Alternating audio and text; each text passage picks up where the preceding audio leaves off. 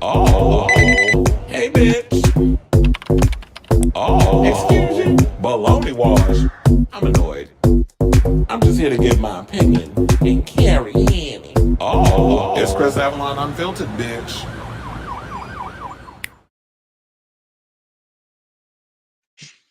Well, bonjour, bonjour, bonjour. Happy Friday, y'all. Welcome to today's show.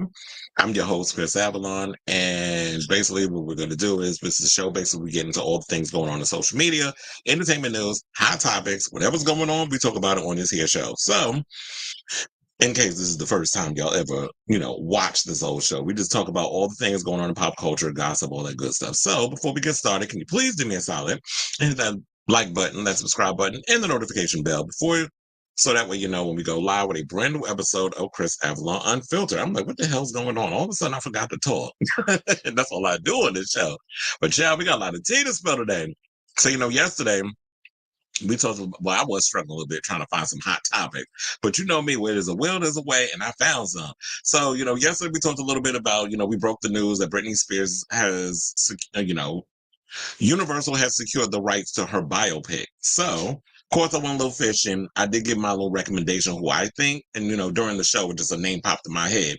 So I was doing a little fishing, a little sleuthing, and I seen a couple of the other sites pulled up and gave their ideas, and a couple of people online were giving ideas of who they think should play Britney. So we're gonna play along, and we'll go through the list, and then we'll, decide yay or nay, or as they say on Drag Race, tooted or booted.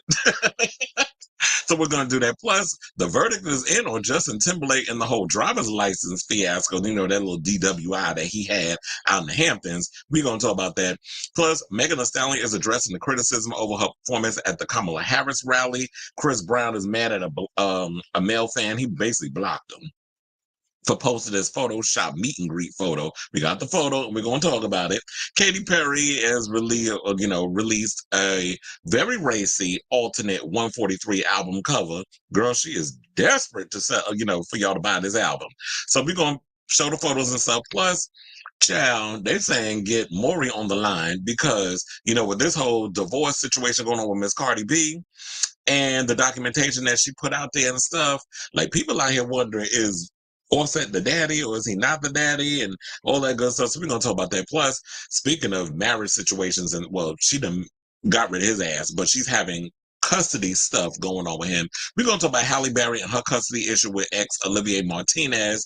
Plus, people are freaking out over DJ Khaled because he has a freezer full of ice cream, like just nothing but ice cream. So I have my thoughts on that. Plus, Maya, a name we haven't talked about a while on this show, is talking about being celibate for the past 7 years. Teresa Giudice is revealing why she will never film with Joe and Melissa Gorga again. Well, girl, you ain't got much to worry about because you might be out of a job come, once this season finally wraps. And Don Lemon is suing Elon Musk and Twitter over his Scrap talk show. Billy Porter is sharing some updates on James Baldwin because he just turned 100 years old, which I didn't even know. I'm like, damn, that was that long ago. So he just turned 100. Billy Porter is giving us an update on the James Baldwin biopic, and quiet as kept. Well, is it really that quiet? Because when I did my last video on the whole thing with Billy Porter and James Baldwin, you already know how I felt about it, which is why I got over, two. I don't remember how many got. I think 2.5 thousand views. I think I may have to look it up. But I know a lot of people watched it. A lot of people commented on it. So that was like one of my big videos that got a lot of comments and things on that. So we got to talk about that. Plus, RuPaul's Drag Race Global All-Stars. We got the full list of judges. They revealed the trailer. And child, guess what? I guess I'm moving on up because one of my videos that I posted about Drag Race, Miss Vanjie responded. And we're going to talk about that. So besides all of that, please hit the like button, that subscribe button, and smash that notification bell so that way you know when we go live. If you haven't heard me say that already, and I think there's a damn mosquito in here again, because, bitch, you already bit me twice, one on the back of my leg and one on my arm. And when I get your ass, I'm get you. I'm drinking a mimosa. By the way, I made one earlier. He said I'm at a thrift store and I have a section of laser discs in front of me. Oh, but you buying a bunch of laser discs at the? You buying a bunch of laser discs at the thrift store. I didn't even know thrift store. So wait a minute, maybe I did know that because when I used to work at Goodwill, we used to sell all kinds of stuff, including DVDs and things of that nature. Of course, I saw Carrie Underwood's going to be the judge. That was yesterday's topic, but I know you've been, from what you said, you've been busy with like you've been hanging out with your family and stuff. I know you was hanging out at your sister's house, and you said you went to your mother's house. So I already know like you ain't really been keeping up with the show because you've been out and about and things. But yeah, I gave my thoughts on it. I'm probably gonna cut that one up into a separate segment. But you said no, what for? The players are hard to find. Well, yeah. You ain't gonna be able to find a laser disc. I don't know if they selling them on Amazon. I know my grandfather had one, but he's gone, so I don't even know if I could like. If my grandmother would even know where the laser disc is. So it's like, yeah, y'all have. I mean, it's probably a good thing to have just to say you have it, and maybe you could sell it for some, put it on eBay and make some good money from it. But for the most part, I don't see the point of a whole laser disc. I mean, I can understand DVDs, but anyway, let's move on with the show. And let me hit my banner and let's get into the first topic, which is this whole Britney Spears biopic. So we talked a little bit about it yesterday. It was revealed, during the show, actually, because I didn't even know it was happening, that John M. Chu, who directed the upcoming Wicked movie, and he's directed other things, like he did Justin Bieber's Never Say Never, things of that nature. He is in talks to direct, or I think it's on the dot, they sound on the dotted line that is actually happening, that he's going to be doing it.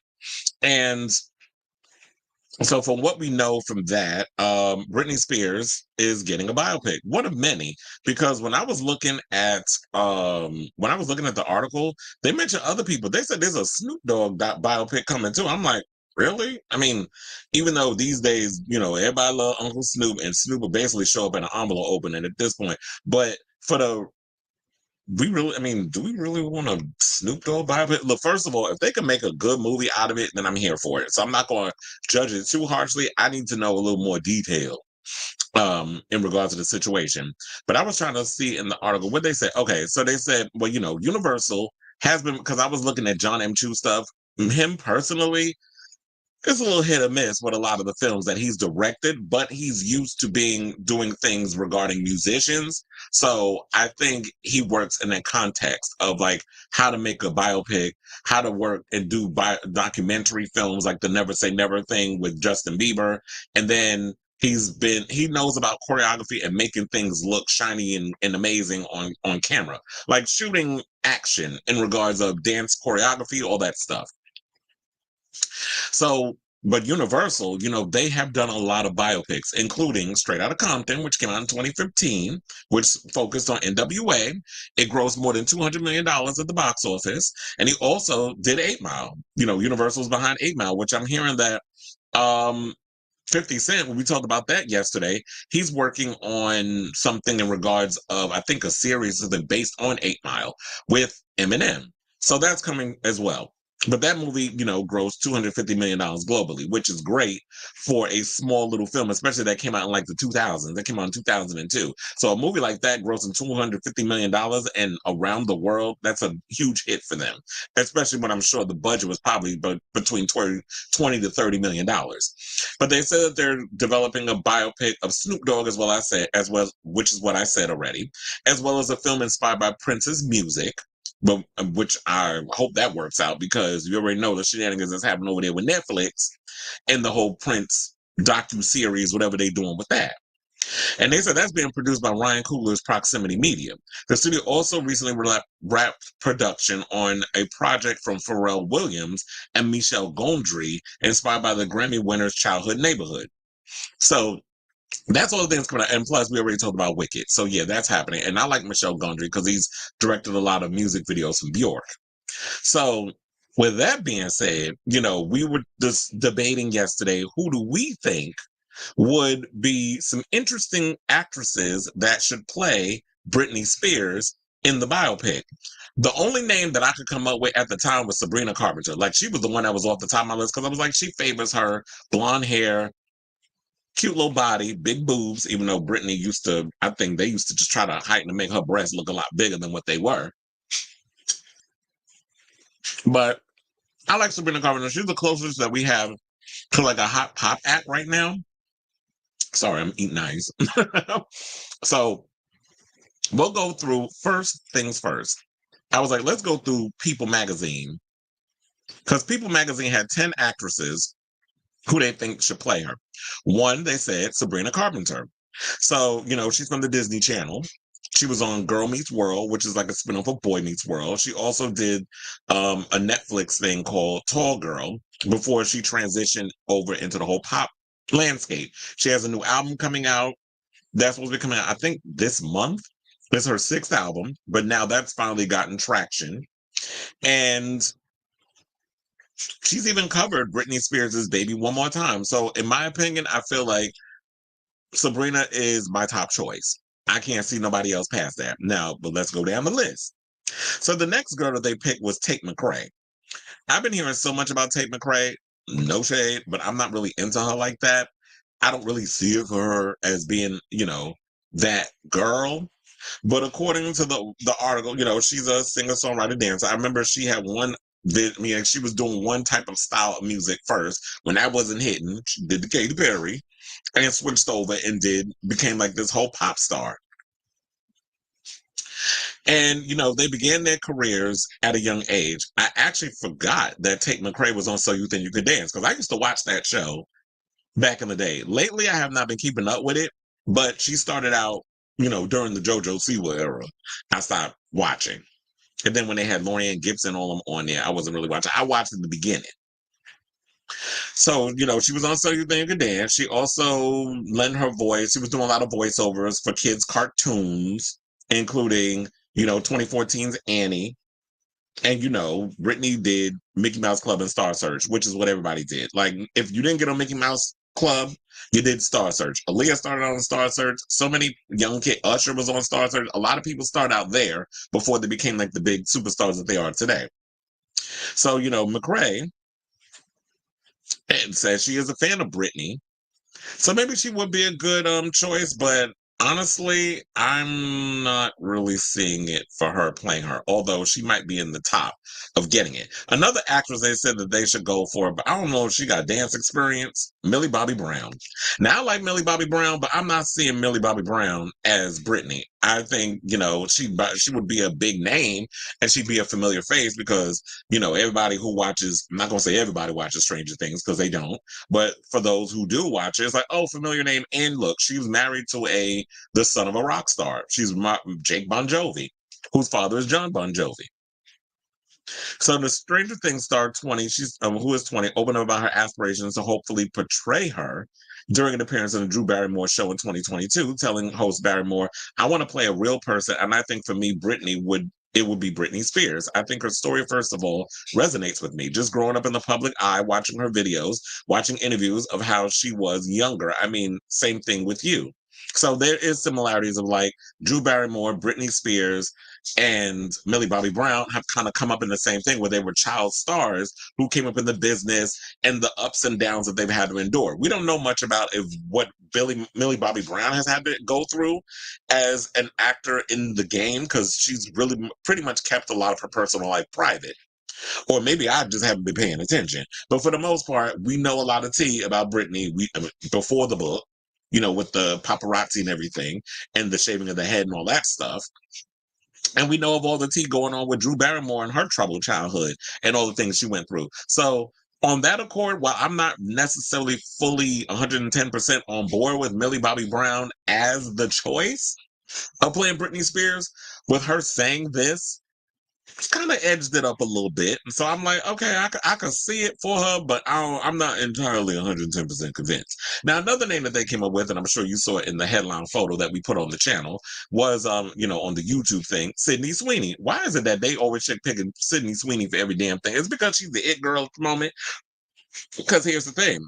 Sydney Sweeney was also, I believe, up for the Madonna role before it ended up going to Julia Garner. So I could definitely see like why her name would be floating around in some circles. And she's 26 years old. To me, I don't see like what musical background that she has. Because if you're gonna go with someone who's gonna play Britney, you gotta be able to sing, you gotta be able to dance. I mean, singing, I guess, is not really all that required. I mean, Britney Spears lip synced throughout her entire career, most of it. 95%, I'll say, of her career, Britney ain't never screamed a note through that microphone when she's been on the stage.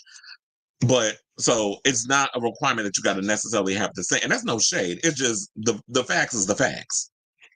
Now, as far as like Sydney Sweeney goes, maybe she would be a good choice because she's like a big name. She's a known actress. Her career is starting to blow up because of Euphoria and other films that she's done, especially Everyone But You was a hit. Immaculate was a hit. Madam Web was another, that's, we don't, it's like we don't, like, just like when we don't talk about Bruno, we don't talk about Madam Web. Like, that's just a movie that we just put on the back burner in regards to that.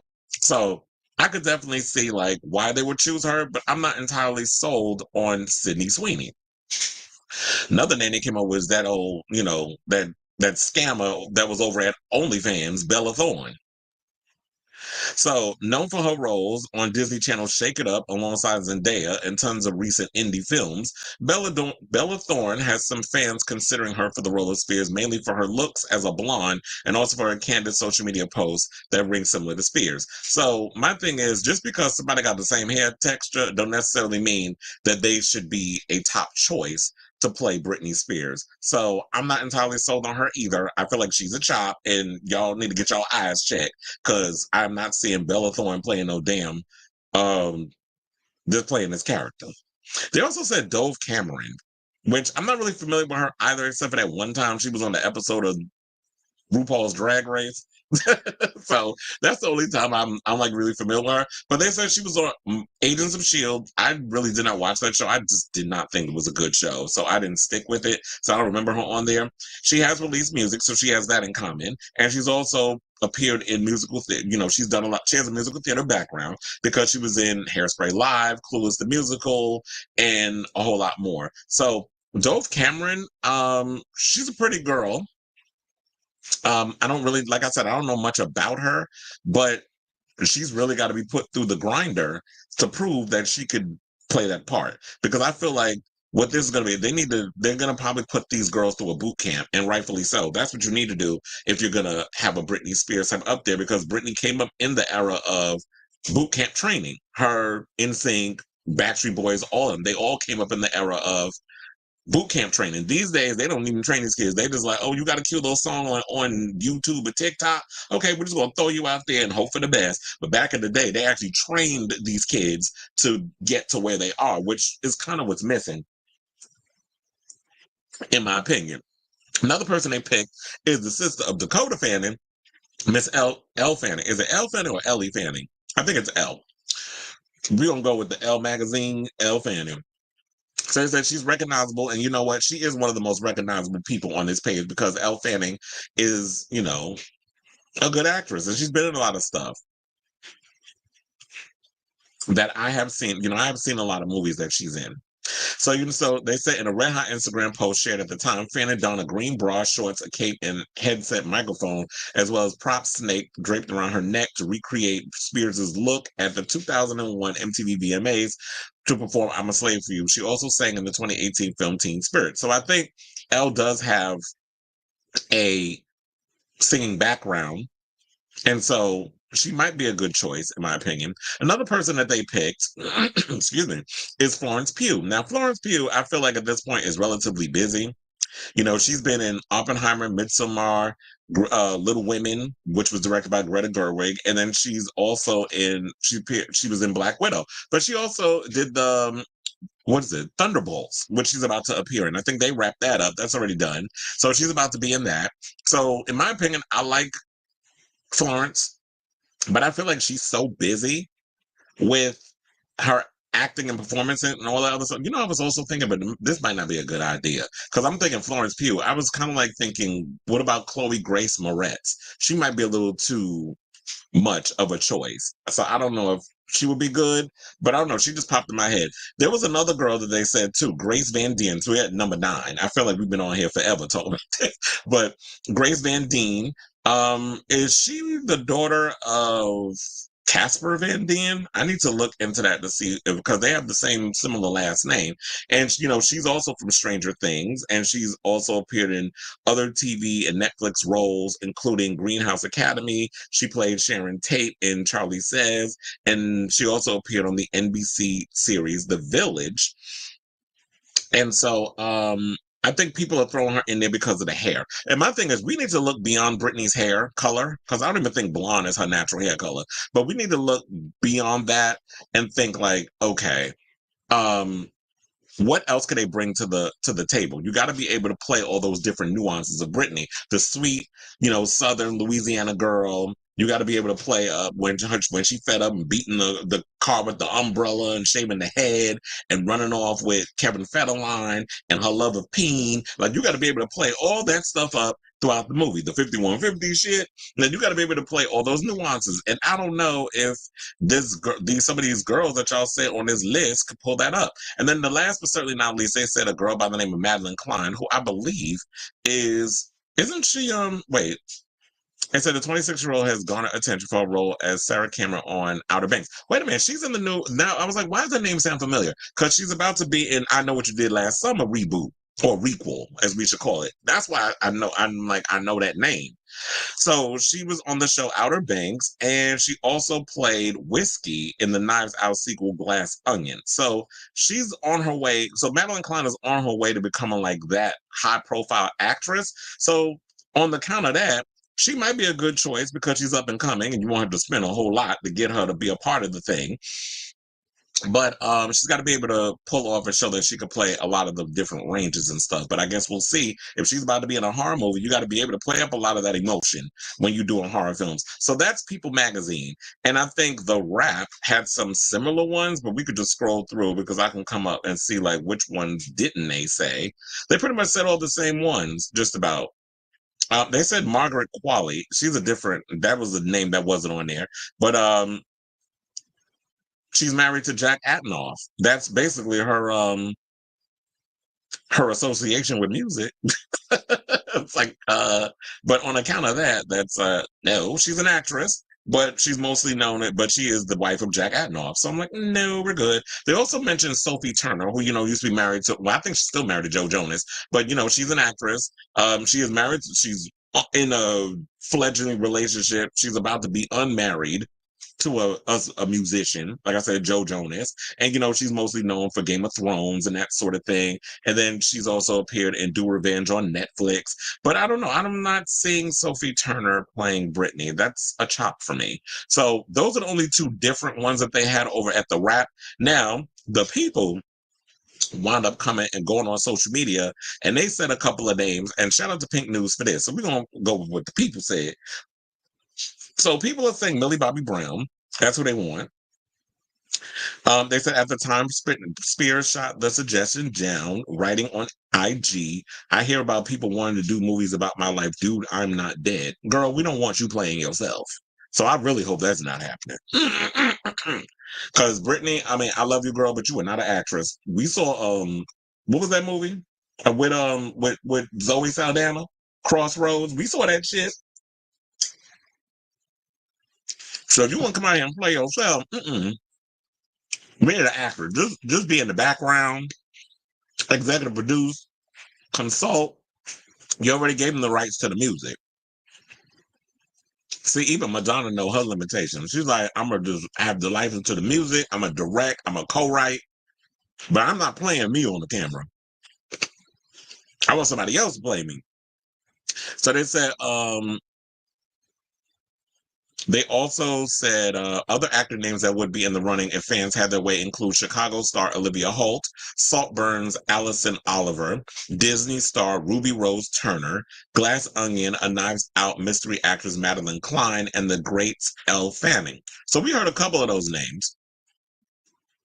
Another person I'd like to suggest two casting options I haven't seen yet. Allison Oliver, who played a tragic blonde party girl in Saltburn, and Ruby Rose Turner, who grew up on Disney and was a fan favorite in the newest Descendants, where she showcases her singing and dancing skills. Well, I haven't seen Descendants. That's way past my pay grade, so, and my demographic. So if she actually did well in it, do y'all see her playing Britney Spears? Maybe because Britney is from my generation, it's just hard for me to like see these young girls trying to play her. But I did say that if you're going to do Britney, we need to have somebody who could play her. You got to play her as a young girl coming up in the business, and then you got to be able to put enough makeup and whatever on her to transition her to make her play older when we get to that point. A fair few Britney lovers have suggested that the role should go to a trained singer and dancer who can captivate the essence of performance that Britney is best known for. Because I think people get so caught up in looking like somebody. That's what irritates me with some. They don't look like her. They don't. It's like that's not the point. I feel like we need to get somebody who captures the essence of the character. It's not always about you looking an exact interpretation.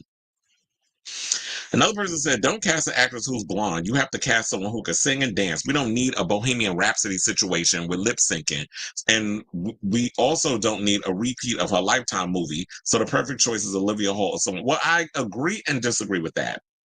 You're saying don't just cast an actress who's blonde. You have to cast. I mean, Britney is blonde. I mean, even though I think she dyed her hair more blonde than when she came up, because I believe her hair was kind of like a brownish kind of look. If you look at the cover of her debut album, Baby One More Time, I believe her hair is like a honey blonde. Like, what the hell was that?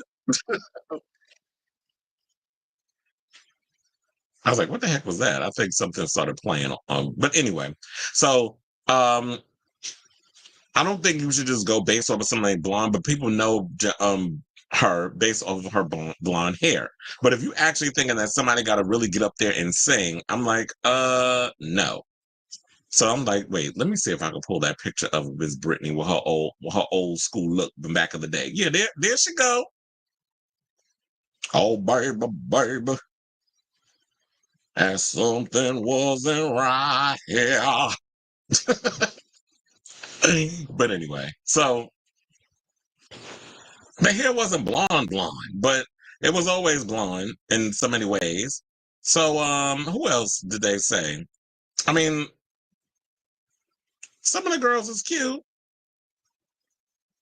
But they say like you don't necessarily need somebody who you have to cast somebody who can sing and dance. Well, I do agree with that. So maybe what needs to happen at this point, and I don't care how many times I'm trying to emulate the whole thing, but I do agree with one of the people, and then we can wrap this up because I feel like we spent a little too much time on this.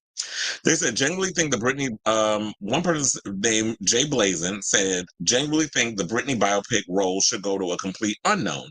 Bring back open auditions. This is what one fan wrote on social media. Bring back dance classes. There is an undiscovered triple threat in Mississippi right now who was born to re-record. Oops, I did it again. And you want to know something, Jay Blazin? I couldn't have said it better myself because I truly believe that. It's like, why are we always so quick to just give everything to a name? It's like Sabrina Carpenter, all of them, they all doing right by what they doing. But I really feel like so that way we don't get so caught up in the other thing. I do agree with that. Let's get an unknown in there, some up and coming kid who could sing, who could dance, who was a triple threat, and who knows, that could be the next undiscovered talent that you can get to come out. You know what? What if they did this as a reality show? Damn, what's the name of that? Making the band. What if they did something like that, where it was like a reality show where Britney is having an open casting call? You have all these young girls who are coming in, who they put them through the ringer, the boot camp, all that other stuff.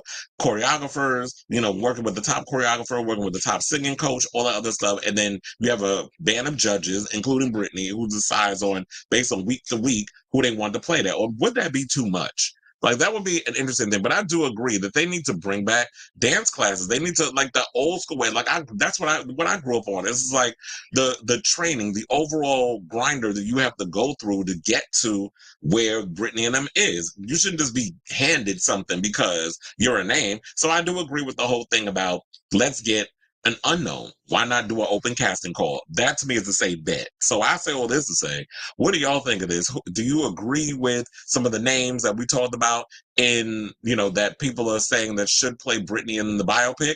Or do you think they should just go with a complete unknown? Whatever your thoughts are, let me know in the comments down below. But speaking of comments, we got a whole lot. Let me scroll on. Let me scroll on up. Scroll on up.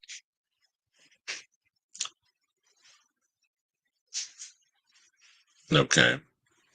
They said no. What for? The players are hard to find. Oh yeah, we read that already. It's just weird. It's like it's gonna sit there. It will be here before Madonna. Madonna do what Britney did. He said, I think a global casting call would be done before A-list star is signed. I seriously worry about actors and their singing dancing skills instead of who's blonde and looks more like her. Exactly. It's like, can you capture the essence of Britney? Can you sing and can you dance? And um would you be able to carry the film? And that's what it's all about. It's like you have to be able to perform. I don't care about what you have to look exactly like Britney. It's like what is it? Rami Malek. He didn't look nothing like Freddie Mercury, but he captured the essence of him. He said, but Britney is, oh, hi, by the way, Onyx, because I saw that you wasn't in the room earlier or you didn't say anything, but now I see like, since we talked about this, you jumped in the comments. But hi, everybody who's in the room. He said, but Britney is bringing her book to life. Madonna is doing hers slowly, writing the screenplay and script. So I think Britney's movie will be out. Well, it'll probably come out faster because like you said, the foundation is already laid out. The book is there. You already have the references. You already have something that you could build upon. So all they got to do is read the book and build the script from that. And then it all comes down to the casting, who they're going to have to, who are they going to hire as the choreographer. And who knows, maybe we'll get some new music out of Britney. Now, because I think all this is happening now that the child support stuff is, winding up. Bjork is my third favorite artist of all time after Janet and Nicki. Well, I love me some Bjork too. First time I actually got into her was I saw the Impossibly Maybe music video on MTV2, and I was like, who the hell is this? I'm intrigued and I'm entranced. And so then after that, after seeing that Possibly Maybe music video, I think it was a remix. And just how ethereal everything was, the music, the visuals, all this stuff. And then she did All Is Full of Love remix. I was like, bitch, okay, you done got me. With the two robot versions of herself making out. And Chris Cunningham directed that music video, which I think also inspired like Madonna to work with him because, he was doing a lot of videos. He did a lot of the Aphex Twin videos. He did, he did All Is Full of Love. He shot Frozen. But he shot a lot of videos. I remember one time I bought his DVD of all the music videos. And one of my film school friends, I believe, still has that damn DVD. I never got it back. Snoop's biopic could be good because I'm sure they'll show stuff from his trial and his evolution. Yeah, the whole shooting thing and attempted red rum and all that. So Tate McRae is going to have to start using that tan remover immediately if she wants to be Britney. Okay. I don't see it for any of these. All these names you putting out there. Maybe I'm being picky, but I still think a new actress will be best. I think I'm more or less with you that I would like to see her play her, but I think like mostly I'm on the Sabrina Carpenter thing, even though I heard y'all say, or it was you that was like she needed to take some dance classes. Well, yeah, if she's serious, she better. Because ain't enough editing in the world where y'all could just be cheating. Because I used to hate that with music videos. All that choppy editing to try to hide the fact that people, Katy Perry, can dance and a bunch of others. Welcome to Derry has wrapped and it's coming out next year on Max. Well, about damn time. And I think that's why they did this whole bundle thing because, all these new shows and stuff that's coming out. And then the finale of Game of Thrones, House of the Dragon is Sunday. I got to catch up. So they won't do an Unknown. I'm sorry, Unknown has to start on TV these days before a movie.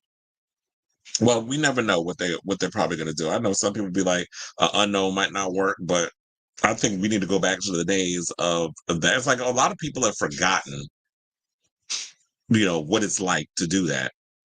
They're like, oh yeah, we used to actually take the time to develop before we get to the thing. Now everybody just want to rush things to the theaters. Sabrina should play her. Agreed. And so ever since the OnlyFans scandal, has Bella Thorne did anything? I don't think so. I think Sabrina is too busy. Well, she might be because, she got that tour coming. And the new album, isn't the Short and Sweet tour? Isn't that coming out? Doesn't that kick off this month? Also, with the new album comes out this month too. Elle Fanning is the best choice out of every name you just said. So I did watch Dirty Pop, and I saw that Britney was in a girl group before she went. Yep, I watched the same. Yeah, we watched the same show. I told y'all to watch Dirty Pop if y'all didn't see it over on the Netflix. And so I know Florence was considered for Madonna's biopic before it got spread that Julia Garner was like the likely choice. And you know what? Florence Pugh is not hurting for anything because, she just did Thunderbolts. That's done. And she's going to be promoting that in 2025. So Miss Mamas is busy. I'm sure there's no sweat off her nose. It wasn't meant for her to have that part. But yeah, so I'm like, her name is floating around again. Now you saying her with Madonna biopic, that didn't work out. Now they want her to play Britney. They said, do you really think they're going to act out the umbrella incident in the movie? I don't think so. They'll probably well, you know what? Then don't make the movie then. Because my thing is, if you're gonna make a movie on your life, you need to have warts and all out there. We need to. I mean, you talk about it in the book. She talked about the umbrella incident and why she was at her wits' end and the issue she was having with Kevin and her family and all that stuff. If this is what you put in the book, you can't sit up in here and say that, oh, I don't want to have it acted out in the movie. Then what's the point of us watching it then? So they're going to have to put it up in there. Speaking of Outer Banks, the new season comes out in October. I just found out, and I didn't even realize the new season of Elite is out. I was like, oh, I got to watch that. Season 8.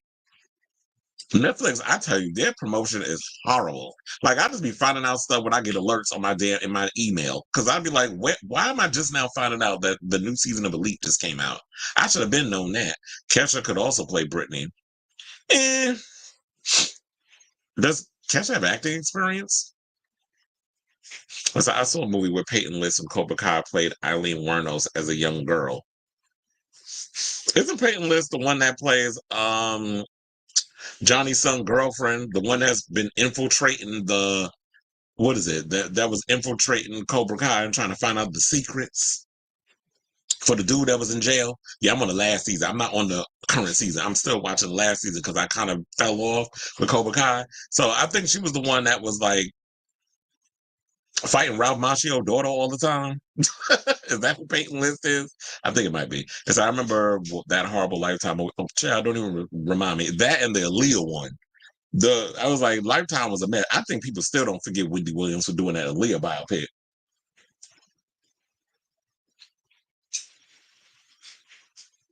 Yeah, she was good playing her, and of she captured the essence of Tina. It was the wigs, the gestures, the shaking of the shoulders, the diction, all of that stuff. She captured the essence of her. And my thing is, you don't have to look like the person to play the person. We believed Angela Bassett when she was up there playing Tina Turner. And I'm still mad to this day she ain't getting no damn Oscar for that part. I would say Angela should have won an Oscar for playing it. Absolutely. Yes, an unknown would be best. I prefer that over an established name. For Your Mouth to God's Ears, my favorite album of Bjork is Post, then Vespertine, then Homogenic. I think I like Homogenic because it's more of it's more of a aggressive electronic record. A lot of her music lately has always been kind of introverted and very relaxed and somber. But I like more of the aggressive stuff from her. Now I feel like Bjork's music is all just starting to sound the same. But Post is a good one. That's her sophomore album because the first album was Debut. And I like Vespertine. Which one had It's Not Up to You? Which one had which album is that one on? That song. Vespertine, Medulla. I like Medulla because of the cover art, but she had all that hair. And Biophilia are my favorites. I'm more of an experimental art pop head. Oh look, so you knew which one. You knew exactly what album that was. Vespertine. I do love that damn song where she had the choirs and all that stuff that was kind of like being the instruments for the album. And so yeah, I like all those records. Her recent stuff I was like, you're not getting me, you're not pulling me in. But the older stuff was like, yeah. But anyway, now that we done moved on from her, let's go to her ex, Britney, and let's talk about Jubston. Justin Timberlake, chair, because his court date was today. And one of my friends hit me up with the post about the whole thing. Because, I'm like, child, y'all do know I be on it when it comes to the tea. So, but in the group chat, he was like, what, he too good to show up at the trial and all this other stuff, or show up in court. I'm like, he's on tour.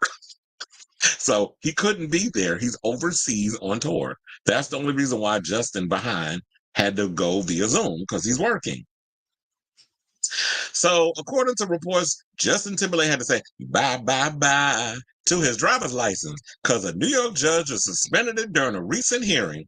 So, according to page 6, they said the pop star, who's 43, attended the hearing at Sag Harbor Village Justice Court virtually from Antwerp, Belgium, since he is currently on the international leg of his Forget Tomorrow World Tour.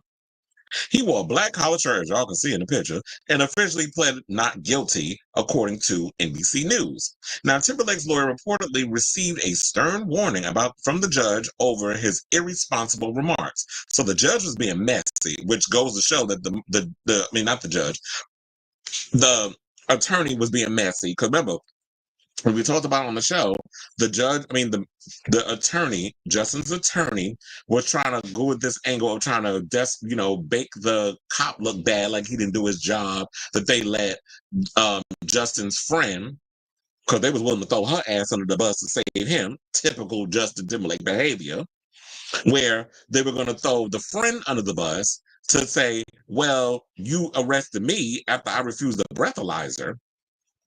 But my friends who I was following home were also intoxicated and started drinking before I even got to the bar. And you let them drive my car home along with their vehicle, but you arrest me. So the attorney was trying his little situation, even willing to throw a so-called friend. This is why I couldn't be friends with his ass. Because if you throw me under the bus, we throwing them bows. Like we about to fight. Because I'm like, yes, I'm putting hands on you. Because it's like, oh, hell no. You're not trying to throw my ass under the bus and save your behind. And look what happened. License got suspended. So they tried to say the police made a number of very significant errors in the case. This is what Burke alleged to page 6 on July 26. He then called out how officers forgot to get a sergeant's signature on the official charging papers and added, in court today, you heard a district attorney try to fix one of those errors, but that's just one and there are many others. Sometimes the police make mistakes and this is just one of those incidences. The New York-based lawyer then concluded that Timberlake was not intoxicated, and police made an error in arresting him for it. We are confident that this charge will be dismissed. Now, you saying all that and saying he wasn't intoxicated, but what if he wasn't intoxicated? Then I would have been like, okay, where that breathalyzer at? And let me blow on it like I'm blowing on some bean. And I'm going to show you that I'm not fucked up. But Justin refused because he knew. So you going to sit up in here, like, don't look, in the words of another, person in law, Miss Judge Judy Shineland, don't piss on my leg and tell me it's raining. Please don't, because now you playing in my face. And Justin thought he can get away with it. I told you 2025 coming to collect. This is the year of accountability. And he getting his. You may have gotten away with a lot of stuff in the industry, but guess what? This is the law, and they're not playing with you. And I feel like in New York, in like Sag Harbor stuff, there's a lot of uppity rich folk out there. I know I got a lot of family out there as well. I keep telling you that. But, and Jennifer Lopez been out hanging out in the Hamptons, all this stuff as well. And I'm sure that there's a lot of these uppity rich folk who do get away with murder because of the cops and they look the other way. But this new kid that came up in here, he was like, you know what? I'm coming up in here and I'm doing my damn job, which is why a lot of them get mad because he's not letting them slide with their BS. And Justin's another example of that. You are not above the law. So they said he then called out how officers forgot to get us. Oh, wait, I read that already. So they said per NBC, Justice called RHONJ, I think is how you say that, RACE, threatened Burke with a gag order, which would prohibit the attorney from speaking to the press. Because the Justice attorney, was speaking to the press about a case that had not gone before the judge yet. So why are you speaking to page 6? Why are you speaking to all these people when we haven't even tried him? So I think the reason what happened was Justin's attorney fucked up, and the judge decided to make an example out of him because this man wanted to go up in here thinking, he the Donald Trump of the law, and is going to run up in here and use the press for his own gain, and it backfired. So it says that Timberlake has another court appearance scheduled for August 9th, and he is once again not required to attend the hearing in person. However, he may be called to personally attend a future September 13th date. In the meantime, all of his driving privileges have been taken away for an indefinite amount of time. Child, I mean, he can, well, they said indefinite, but don't indefinite mean like he can't ever jump behind a wheel? Well, first of all, that would be a luxury for me, number one. Because if I had Justin Timberlake coin, bitch, you best believe I'm gonna give me my ass a Alfred and have him drive me around everywhere. Because I'm lazy. I don't like driving. And a lot of us in New York don't drive. So, but the weird thing is so many people have cars. It's like my parents drive, my sister drives, my brother drives. I'm the only one. I hate driving. So I'd rather be driven because I'm lazy. In that sense, I don't like it behind the wheel because I know I'm gonna turn into my grandfather. My grandfather used to cuss people out on the road for doing dumb shit, and I was the same way. When I started driving and stuff, I would always get behind the wheel and I just be cussing people, rolling them. I'd be cussing people out. I'd be having road rage. So I'd rather not be behind a wheel. That's why I'd rather be driven. So my thing is this. They said that the judge reportedly decided to execute the suspension order because Justin refused to take a breathalyzer test when the cops arrested him on the 18th of June. And he was pulled over because he allegedly ran a stop sign and was swerving between lanes. But he maintained to the police that he only had one martini, a Vespa martini, which is full of nothing but liquor, which the bartender and the establishment he visited earlier that night, the American Hotel, corroborated shortly after the arrest. They said if he was drinking more, it wasn't here. And that's what one of the employees told People magazine. So, and that's why I said, it's like, you know what? You could probably get lit off of one Vespa martini. That's nothing but pure liquor. There's no chaser and nothing in there where they could break up the alcohol. So I could probably understand that maybe Justin is a lightweight. Maybe he's somebody who don't drink that much. I mean, we've seen him out drinking, but it probably could be because it's a Vespa martini. You know what? It's probably a different type of situation, and that shit just got into his system and, messed up his mind or whatever. But I say all this to say, I think it was I think the judge made the right call. His license is suspended. It's suspended.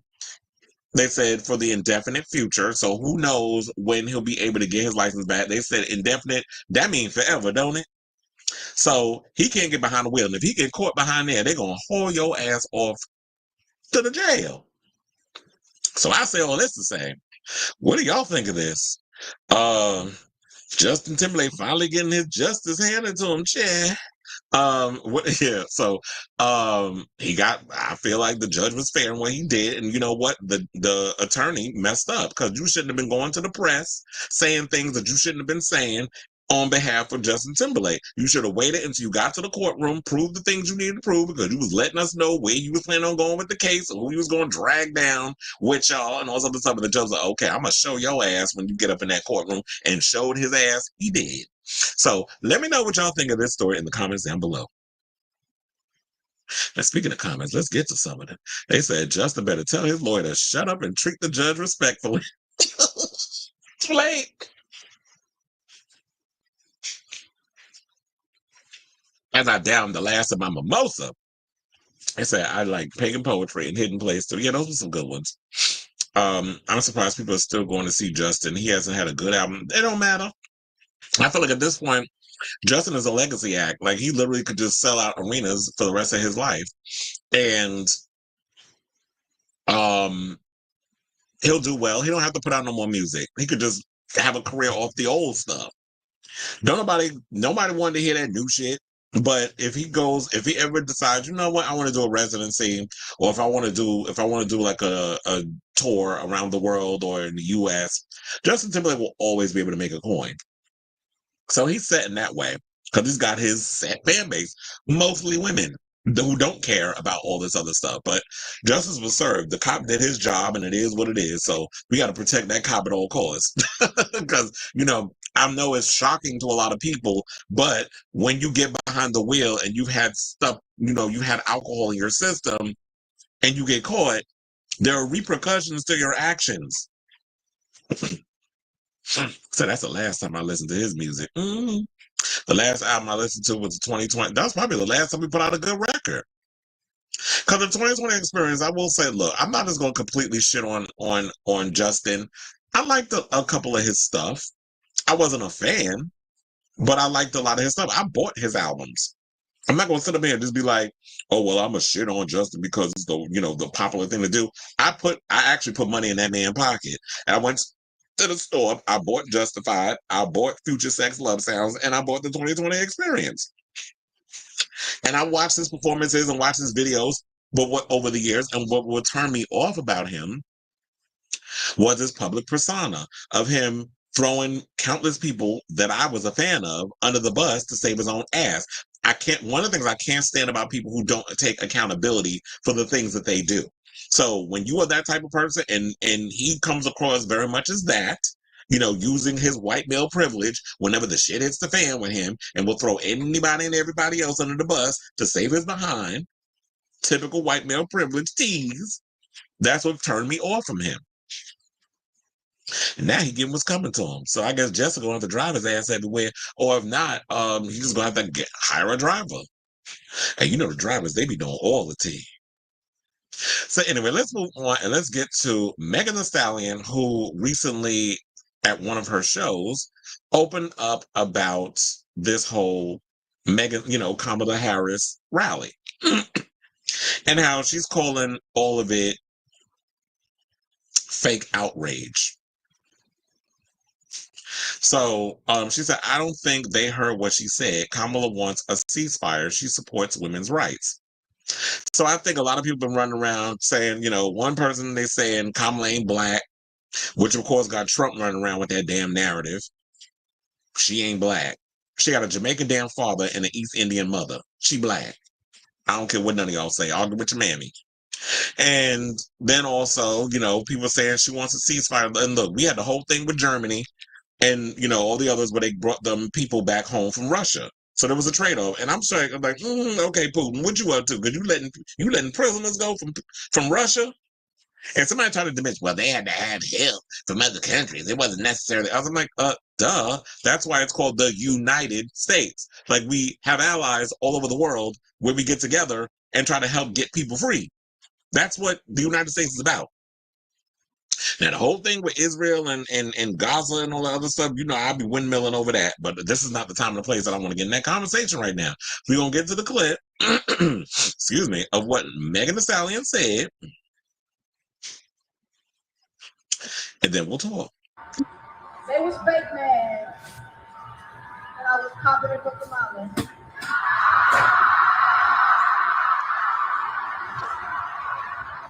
I don't think they heard what she said. Kamala said she wants a ceasefire.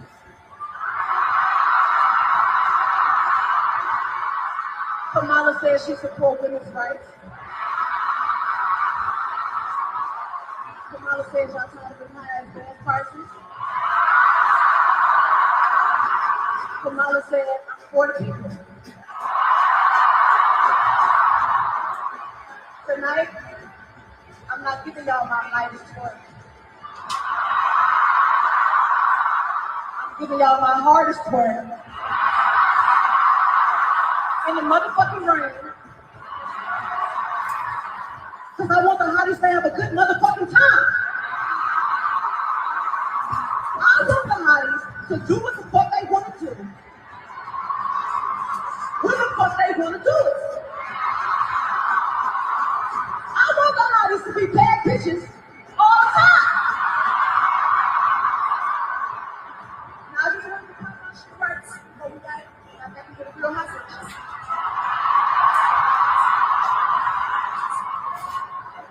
Hotties for hairs, goddamn. They was fake mad and I was confident for Kamala.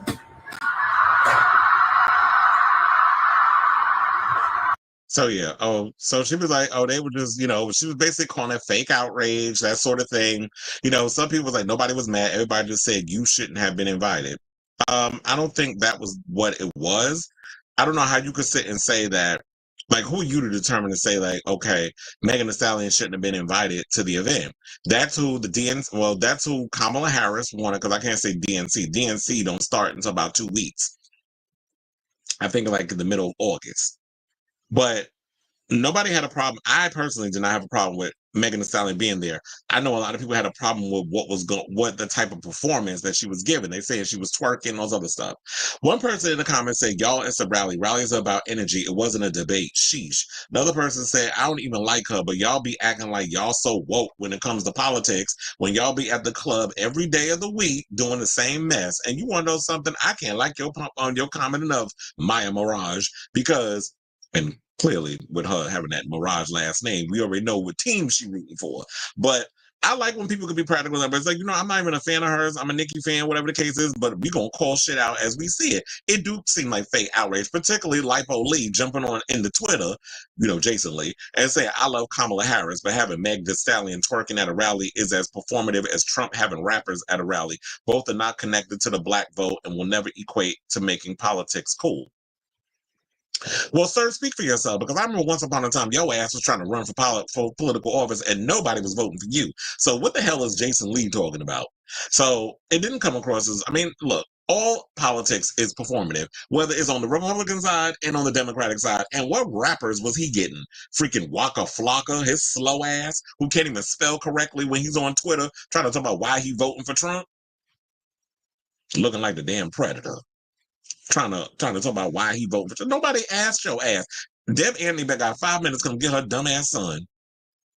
And then one person said, ooh, clocked it. Susie, someone says, Susie, why do y'all think it's appropriate for anyone to be twerking during the campaign? Time and place, you don't twerk in front of children. God, why all of a sudden y'all always talk about, you don't twerk in front of children? First of all, I've been seeing so many videos on social media of people, children, twerking and doing all kinds of sexual shit. So don't get off my line with this fake ass outrage that y'all be coming up with. Y'all just want to find a reason to nitpick and worry. And I already know what this is. This is y'all worrying about what them white people over there are going to use against us. They try to find how's that different than what, Trump's people are trying to do regardless? They try to find any little thing to throw at her and discredit her, whether you believe in her politics or not. They're going after her for being a woman. They're going after her being a woman of color. They're trying to say she ain't black and all the other things. Then Trump coming out here talking about she hates Jews. This is what he said about Kamala Harris. She hates Jews. Mind you, she's married to a Jewish man. So it's like, if you're just going to take the ham and throw it at the hot wall to see what sticks, at least do your research. But he don't know what that word is, let alone can he spell it. So I feel like this is much ado about nothing. A lot of people jumping on social media with their fake ass outrage over Megan Thee Stallion doing a song called Body, which, if we really think about it, with the state of our democracy, you have the Republican Party trying to tell women what they can do with their bodies. You have Trump running around saying that women are aborting children post-birth. So you had the baby and now you're aborting it. How is that even a thing? You can't abort a baby once it's in the world. What are you talking about? But he know how to grab women by the pussy, but he don't know shit about pussy. So I say all this to say, what do y'all think of this story? That man get me heated because he's so damn stupid and ignorant and just slow. Short but slow. Looking like Sloth from the fucking Goonies. But anyway, let me know what you guys think of this story in the comments down below. And by Sloth from the Goonies, I'm talking about Donald Trump. But anyway, you said don't forget that Austin Woke update where he tweeted out. Well, to be honest, there's no story on that, because I was actually going to bring that up during the show. I was looking up and seeing, like, because he was supposed to, I think it was supposed to be this week, we're supposed to find out the latest on the Austin Wolf thing. I was looking it up. I saw Pride.com did a story on it about, I think on Monday or whatever, or a couple of days ago, I'll say. There was no story there. I went through the article. I'm like, you're basically just rehashing what we already know, except the only update is he pleaded not guilty. So the case, I believe, is going to be in a couple of weeks this month. And then once all that is updated, once we find that out, then I'll speak on it. But to be honest, I didn't want to do a whole segment on a non-story. I was like, oh yeah, I'm just gonna do a 1 minute thing on him, and I guess what's gonna happen is he's gonna fight it. He's going to trial. He pleaded not guilty. He's gonna fight it, and he's saying that y'all locked me up for no reason. We know that he's under shitty conditions because when we talked about the Austin Wolf story the last time, that's what he said. That the attorney was like, he's in horrible conditions. Well, I didn't know that you were going to be in a 4-star luxury hotel when you come to jail. So so we'll see what's all doing when that story unfolds. He said your future is up to the judge and prosecutor, and it's a Fed case, so it's life in prison with no parole situation. But look, if he's saying that he wants to fight it, I hope he knows the repercussions of that. Yeah, how he treated Janet and Britney turned me off to him. I saw a clip of Megan performing body wearing a suit and pants. That's what I said. She was looking cute or whatever, but black women are just always going to be sexualized, even down to when they're young. They've always been that way. So if we really want to unpack traumas and things of that nature, we can go there. But they ain't ready for that conversation. Everybody just want to get on social media, but this ain't that time, and I'm like, y'all should be doing that. So I'm like, but where was that outrage when Trump was out here cooning and buffooning with these black folks was cooning and buffooning for Trump and all the shit they was doing? Y'all should have that same energy. Yeah, I saw that thing about Kyle Rittenhouse because he said he's not voting for Trump. When I saw that, I laughed. I'm like, what? I think it's on the oh wait, I closed it because it was on the neighborhood talk. That's why I saw it when I was looking for that when I came across that Megan Thee Stallion video. He said he's not voting for Trump because he's not gonna do a good job on gun control. And I'm like, wait a minute, you went and shot up 2 people, multiple people. I think he killed 2 people and got away with it. But you're not voting for Trump because he's bad on gun control? Like, did I wake up in the Twilight Zone? That's what it feel like. Let me see if I can find it. So y'all can see that foolishness before we get to the Chris Brown story. Elijah Blake, why is he who they got? Apollo mugshot. Oh, y'all want to see that? Hold on. I'm gonna pull that up real quick. Apollo mugshot. I'm just gonna have to scroll till I find the Kyle Rittenhouse thing, but it's like they be putting so much stuff on social damn media. Y'all be distracting me. So yeah, look at his mugshot. That look like the same place that Donald Trump got his, right? That same wall and the same what do you call? I think that was probably where Donald Trump got his mugshot in Atlanta. So that's probably why I got the same mugshot and the same what do you call it? The design, the shield, whatever the hell you call that. So it said his mugshot and his latest arrest back in March after getting into a physical altercation with his wife. Well, I'm curious to see. It said beating and cheating on each other, yet they worried about Phaedra. And because the whole Phaedra thing that's going on with why she quit married to medicine. We talked about that the other day, but let me see if I find it. Not Sweetie, not Kamala, not okay. Y'all be doing too much with all of this. I be having to scroll down so I can find that Kyle Rittenhouse story. They be posting like 50 million damn stories. There it is. Outreach director for Texas gun rights. A lot of people are upset that I said I'm going to be writing in Ron Paul for president of the United States. And that is true. I will be writing in Ron Paul. Unfortunately, Donald Trump had bad advisors making him bad on the Second Amendment, and that is my issue. If you cannot be completely uncompromisable on the Second Amendment, I will not vote for you, and I will write somebody else in. We need champions for the Second Amendment, or our rights will be eaten away and eroded each day. I support my decision, and I have no take-backs. I am. All right, niece. I tell you, child, fix it, Jesus. Oh, you said Forever. Was that a new album? Forever by Cher. Damn, everybody coming out with an album September 20th. What is so special about September 20th? We got Katy Perry album, Nelly Furtado's album, and we got Cher. Child, it's about to be busy on September 20th. It's my brother's birthday, who I despise. So that's why I said what's so special about September 20th. Yeah, there was some shade thrown up in there for that one. Fuck that date.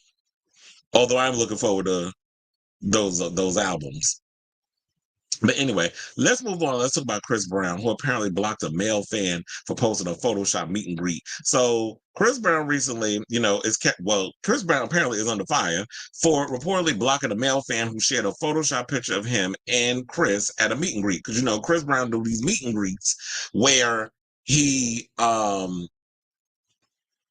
think it's because of the 11/11 thing. I think people pay like $1,100 to go backstage for the meet and greet, and he takes naughty pictures with them, like grabbing on the women's butt and all this other stuff. Which, child, with all them the reputation you got of people saying the things that you're saying, I don't think that's appropriate that you're doing that. But if that's what you want to do with your meet and greets, and these women are okay with it, if you like it, I love it. So it said, upon sharing the photo on his story, Brown quickly blocked him on Instagram. A gay debate is currently ensuing on X Twitter. Wait, I would have liked to have seen what the people said over there. The people are trying to say that Chris is homophobic. I'm gonna pull up the thing. Hold on, so I can see what the people saying over at Gay Magazine.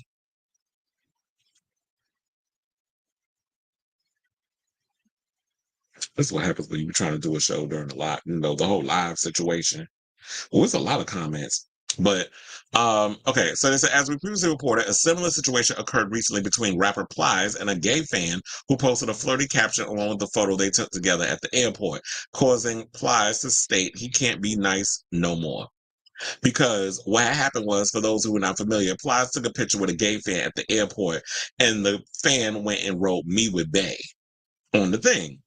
Which is what the gay fans and stuff right now. We've been through many situations where we've seen that, a lot of people will post, even they do it on the non-black side too. Whenever you see pictures of like Pedro Pascal or whoever, any other actor or artist, people always put "me with my boo" or something like that, or "my future husband." They say things like that. But of course, it comes down to the black insecure folk like Chris Brown, who be up in his feelings. Now, I know we can't tell people how to feel.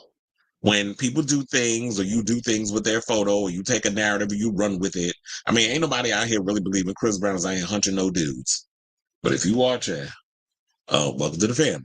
But nobody's believing it. However, I do feel like some of y'all be playing and doing a little too much. Like, if it was me and I was in Chris Brown's situation, I probably would have laughed it off, because it's like, you want to have all your fans, love and support you. You shouldn't only be thinking like, it's women, so I'm a badass or whatever. But when it's another guy, it's just like, brush it off. It's not a big deal. But you know how these men are, these insecure ass men who get in their feelings about stuff. So I know y'all probably want to see the picture. If you haven't, there it is. So he basically photoshopped his face on this girl's body, which, first of all, job well done in regards to putting your head on there. That is a funny picture. And Chris ended up blocking him. So the people in the comments said the following. They said, "That's weird. I block him too." That's what my friend Corey said, because he was like 8-bit when I see 8-bit nudist. So I'm like, I was like, oh, that name look familiar. DJ, a friend of mine, said it's not that serious, but if Chris Brown don't want it, then Chris Brown can block whomever he wants. That's what the block button is for. Splash T, another friend of mine, put laugh emojis. Another person put, "Nah, I'd block him too. Why did he Photoshop a different pic? He did that. He did what he wanted and got a response. Life goes on." And, some people just like, they felt it how they feel is harmless. Another person, "Well, this is why straight men think we want them and straight women think we want to be them. This is embarrassing. This is not homophobic at all. Laugh emojis. You just took it too far, sir." And then put a dead emoji. A skeleton emoji. And my thing is this, it's just like, I always hate when y'all go with that narrative of, this is why straight men think we want them and straight women think we want to be. First of all, ain't nobody trying to be y'all. Bad enough, straight women think trans women want to fucking be them. Now, gay men want to be y'all too? Or gay and feminine men want to be y'all? Some people just sissies and punks and can't help it. And ain't nobody trying to be y'all. Y'all just be y'all just be thinking that y'all always got to compete with people over the men's. And a lot of times y'all do. You got to compete with the gays, you got to compete with the trans. And that's why, because a lot of these men that y'all be trying to compete with ain't all the way straight. And quiet as it's kept, I don't think a lot of men are 110% straight. If we really want to be, we really want to go there with it. But I do get irritated when people always get into this place of, this is why straight men be thinking that we want that. Real men who are insecure, that are secure in who they are, if somebody flirts with them and says, oh, you look good, or be trying to flirt with them, whatever, all you got to do is tell them, thanks, but no thanks. I'm not interested, whatever the case is. Ain't nobody trying to sleep with. Now, if you getting your feelings about it, that's an insecurity thing on your end. And who's going to know what you're basically into?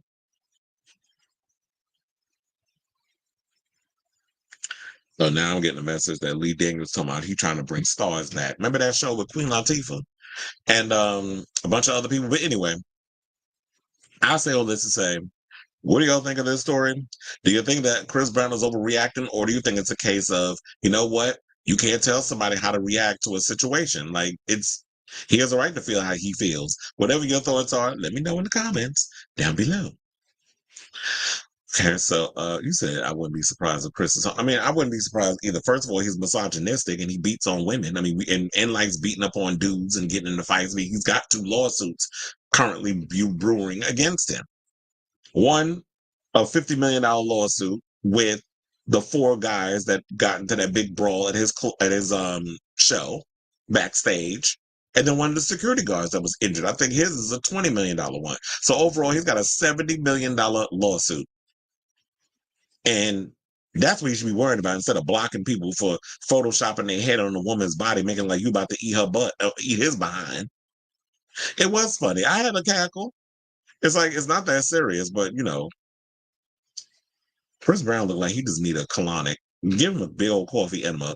Usher, give him the advice on how you be cleaning out your insides. Because, he like them coffee enemas, allegedly.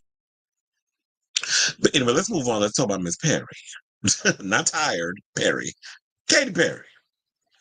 So she recently revealed the alternate cover of her upcoming album 143. And she is in the current era of desperately trying to save and salvage what's left of this record. Because so far we wasn't feeling Woman's World, and then Lifetimes is coming out, I think this week or next week or the following week. Can't remember the exact date. It's probably in the notes. And she's trying to do whatever she can. And clearly this cover that I'm about to show y'all reeks of desperation. Gotta have the titty damn near hanging out. Who designed this outfit? Not even your favorite drag queen would wear this mess. Quiet as it's kept. Now, for the exclusive cover for Urban Outfitters, who still shops at Urban Outfitters? The teenage dream hitmaker, who's 39, shows off her famous bust in a risque star-shaped bikini top and a sheer black cutout dress. She's posed in front of a dreamy blue backdrop with one arm tucked behind her head, her eyes closed, and her mouth slightly agape. One half of Katy's spettle figure is lit with a moody red hue as her windswept raven hair flows down her back. Excuse me. The striking cover photo was captured by British photographer Jack Bridlin, I think is how you say his name, in collaboration with OTM creative director Tal Midian. The talented duo also behind the original 143 album cover and the artwork for Katy's lead single Woman's World and the upcoming single Lifetimes. 143 exclusively for at Urban Outfitters star emoji, wrote the 13-time Grammy nominee, who earned nearly 400,000 likes on Wednesday's post. Excuse me. The 143 limited LP is currently available for pre-order on urbanoutfitters.com for $39.98. Well, girl, does it come with it? What does it come with? Does it come with a bikini top? Because who the hell is spending $40 on an album, on a limited edition version of the album at Urban Outfitters? Now, Katy Perry's long-awaited 7th studio album, 143, launches the pop star into a new, exciting era that's available on Urban Outfitters' exclusive clear black vinyl 2024 /Capital Music Group. The item description reads, Now, orders are expected to ship out on September 20th, the day of her album release.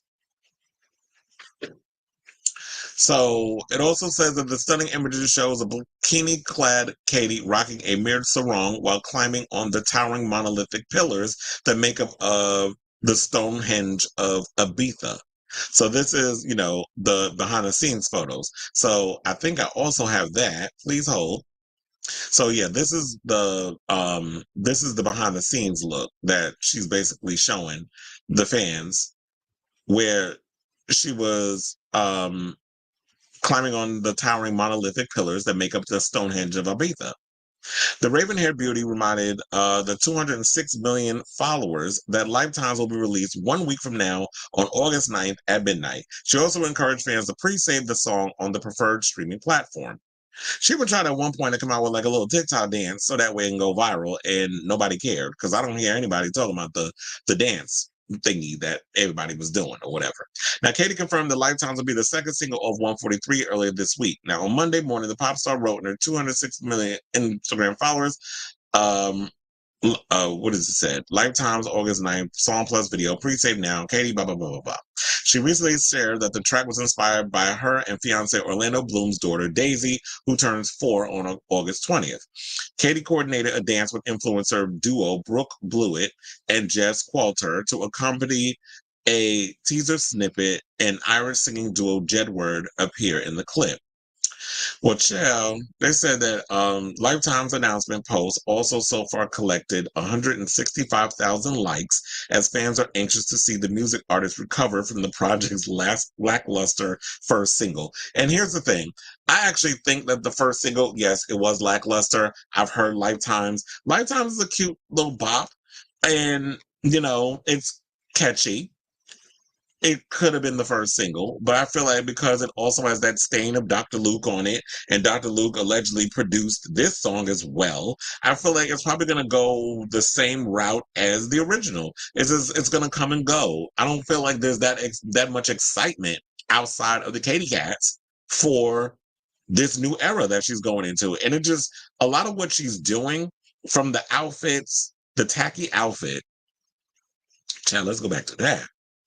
The tacky outfit where you got your damn titties out. Like, girl, we've seen titties. If we want to see titties, we can go on Pornhub and look at some boobs. If you want to go, on, we can see some titties on Twitter. Like, your boobs ain't nothing special. But you trying to, like, be overtly sexual, it just comes across as desperate.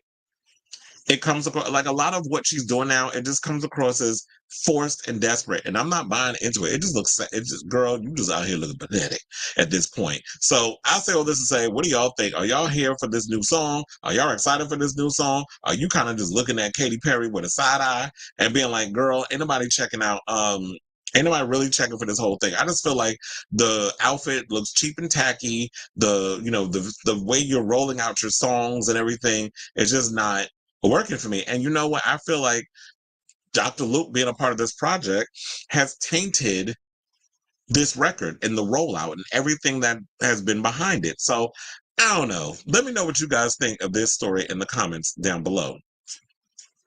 God, my nose is itching. Anyway, I said nothing is going to save her album. Okay. All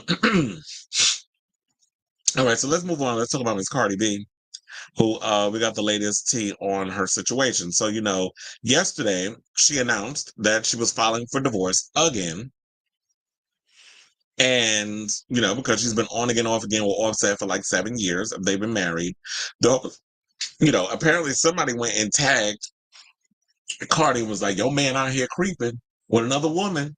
And this is the day before she made the announcement. And Offset was trying to debunk the rumor, shorty ain't my shorty. That don't mean you ain't fucking her. Because a lot of you could be out here being like, yeah, we're not full out lying, but we fucking on the low. She ain't my girl. She not my shorty, whatever, but we out here hunching. The Cardi just didn't know. And he said, would I be dumb enough to do this in public? Is the Pope Catholic? Like, duh, of course you would. To me, I look at Offset as like, he ain't the brightest tool in the shed. Quiet as it's kept. When it comes to certain situations, I don't think Cardi is that bright either, especially when it comes to the type of relationships and that whole situation, because she's been back and forth with this man so many damn times. And I like her, but I just feel like she be acting like she can't get no other dick nowhere else. And even after she said that she was done with him last year and said that they outgrew each other, because she said this a year ago in 2023, almost a year ago, because she said it back in October. So even when she said that there's no, like, we outgrew each other and stuff, then she gets back with him. They had like a little rendezvous on New Year's because she said, and then when people dragged her on it, oh, I needed some dick. But girl, stop putting your shit out here because we tired. We tired of hearing you say you owe somebody only to get back with them. She reminds me a lot of those people that I be saying that you sit and talk so much mess about your man, and then as the friend, we windmilling for you, only for you to get back together with them, and then you get mad at us because your cheerleaders had your back, and now we the dummies because you ain't got back with the same man you was talking all this mess about. She gives me that with him. And do I believe that she's going to actually go through with this divorce? I want to believe it where I see it. I'm not buying none of this because she's shown us this. We've been through this before already in the public. So after she came out and said all of this, filing a divorce and stuff, she did a twofer. She was like, not only am I getting a divorce, but I'm also pregnant. And I feel like she had to come out with the pregnancy because also let it slip about an 8-month-old pregnancy, whatever. And some people started speculating it was Cardi. That I told y'all last week she was in Midtown Manhattan on, I think, 34th and Broadway, in that whole area. She was with her team of people, or it was the 33rd. It was in that area. It was like not too far from my job at Madison Square Garden. So she was in that area with her team. They had the umbrellas, and you could see, if you look just right, we showed the photo yesterday, that she's pregnant. You could see it in her stomach. And lately she's been out here trying to hide the belly. I think she was pregnant on stage when she showed up for the Megan Thee Stallion thing, but you couldn't really tell. So I was kind of confused. I'm like, is she or is she not? Because the way that leather pants she had, it looked like a damn diaper. It looked ill-fitting. It was like they was trying to hide it. And she was able to kind of fake it up a little bit because she wasn't really showing. But recently when they showed her come out in that big old sundress and then had the big pocketbook on the side of her and was pushing a stroller, people started wondering if she was pregnant. Then, like I said, when she was in Midtown Manhattan, you could see just right the way she had her outfit on. She had this coat on in 90-degree weather and this like bra top or whatever.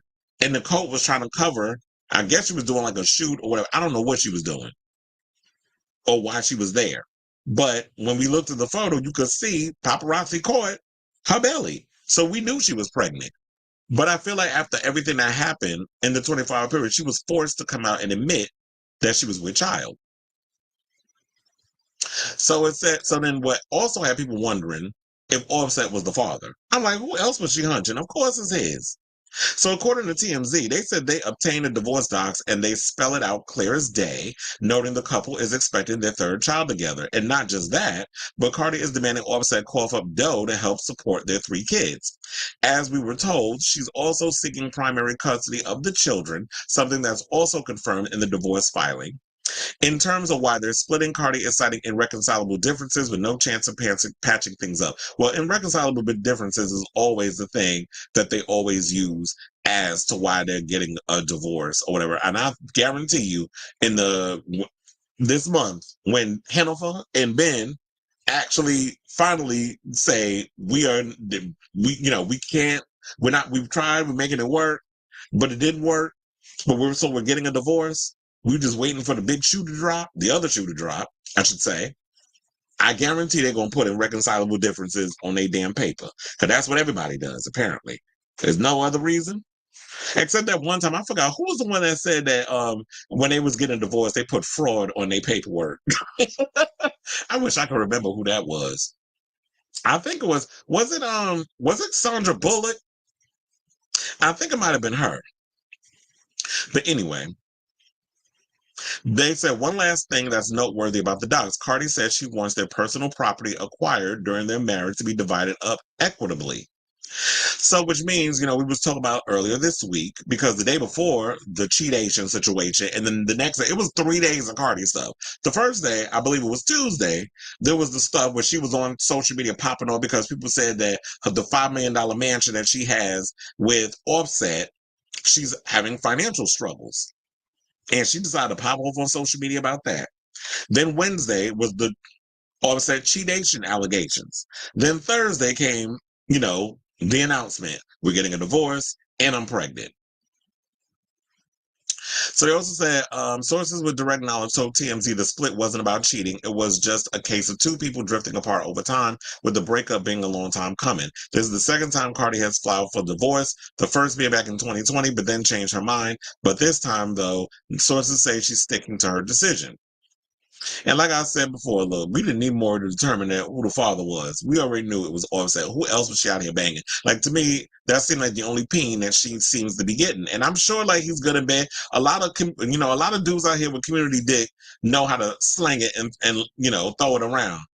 Slap it, flip it, and rub it down. In the words of New Edition. Or was it Belle Biv DeVoe? Y'all know, same shit, different toilet. So, I'm not surprised by all of this. Now, do I believe she'll go through it? Like I said before, I'll believe it when I see it. But a lot of times, Cardi, has, I'm over it, and she gets on her feelings, and then she calms down, and then it's the same cycle over and over and over again. And I do think it's time, girl, it's time to take off the record and put on a new one. And after that, you also, speaking of records, you need to hurry and put out this damn sophomore album. Because I remember I saw one of my friends on social media after he posted this picture with the announcement. He was like, we ain't never getting that sophomore album. I started laughing. Because it's like, girl, you've been taking, like, it should not take somebody 7 years to put out a sophomore album. Sis, you are not Sade, where you could be taking this many breaks to put out a record. But I still listen say, what do y'all think of this, T? Do y'all think that Cardi is full of shit? And she's actually going to take Offset back because I guess can't nobody throw it back the way he throw it back. And, sling that ding-a-ling and all that good stuff. Or do you think that Cardi will actually go through it? Whatever y'all thoughts are, let me know in the comments down below. Okay, so we have comments, and it said, her working with Dr. Luke ruined any success she would have had with this album. Agreed. And Robert says, not you quoting Spice World with the is the Pope count. Well, I'm a library of quotes.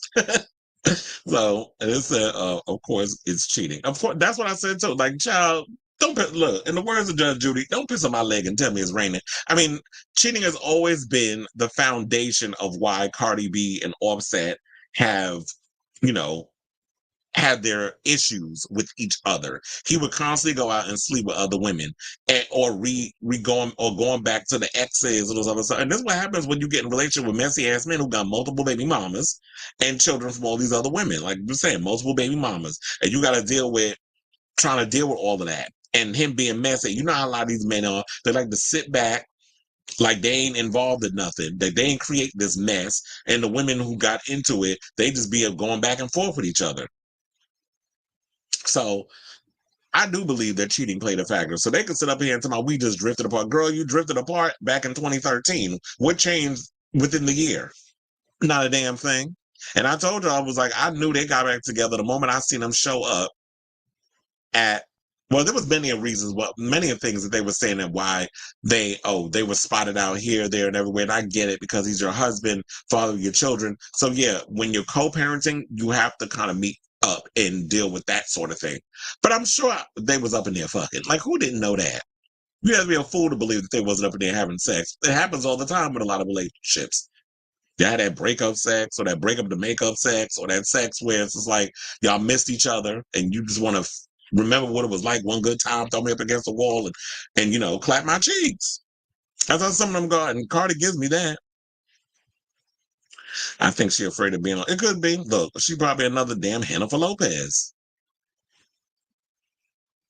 Where she afraid of being by herself, but she's going to have to learn to love herself first.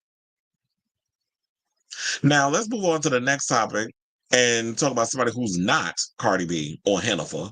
Let's talk about Halle Berry.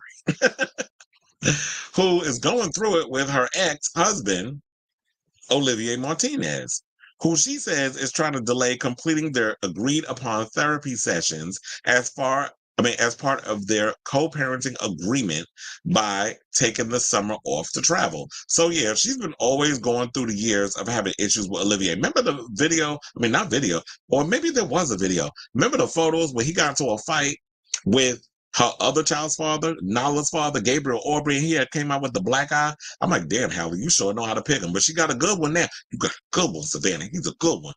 She got a good one now. And that's no, not Van Jones, not that queen. Van Hunt. That's what she has.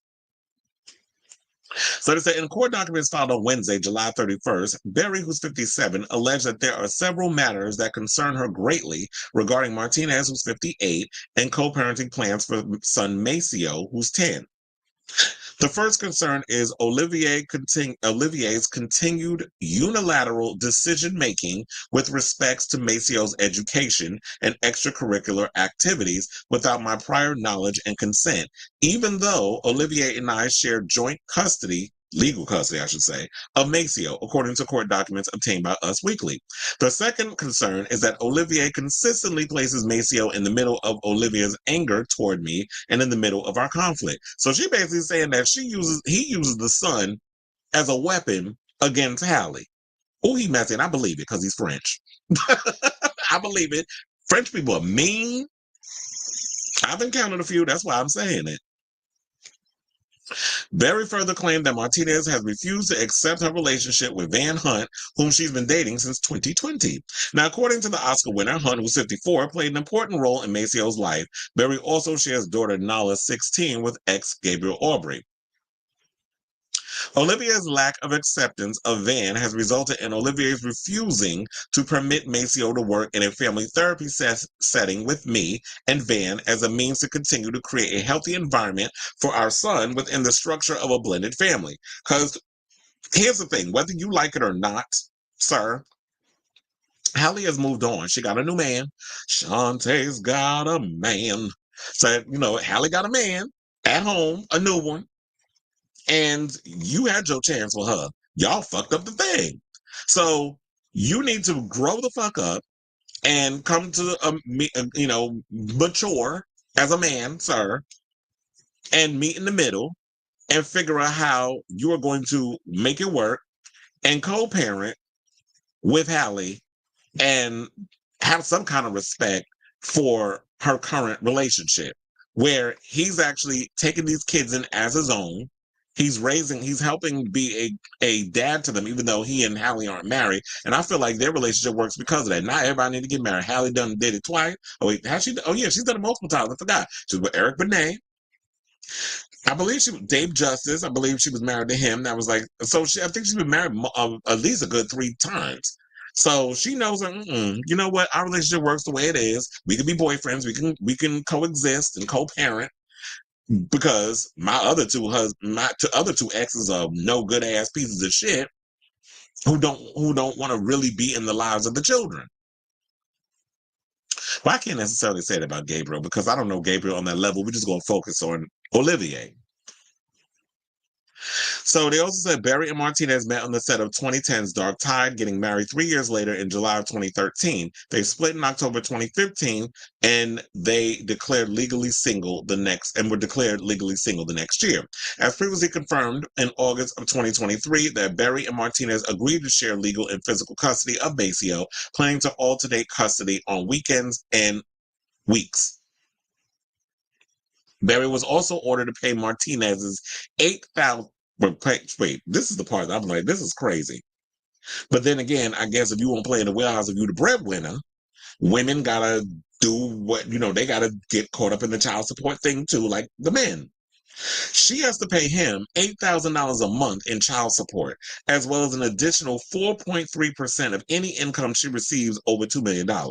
Berry covers all funds pertaining to Maceo's school tuition, extracurricular activities, and health insurance. So she clearly is the breadwinner.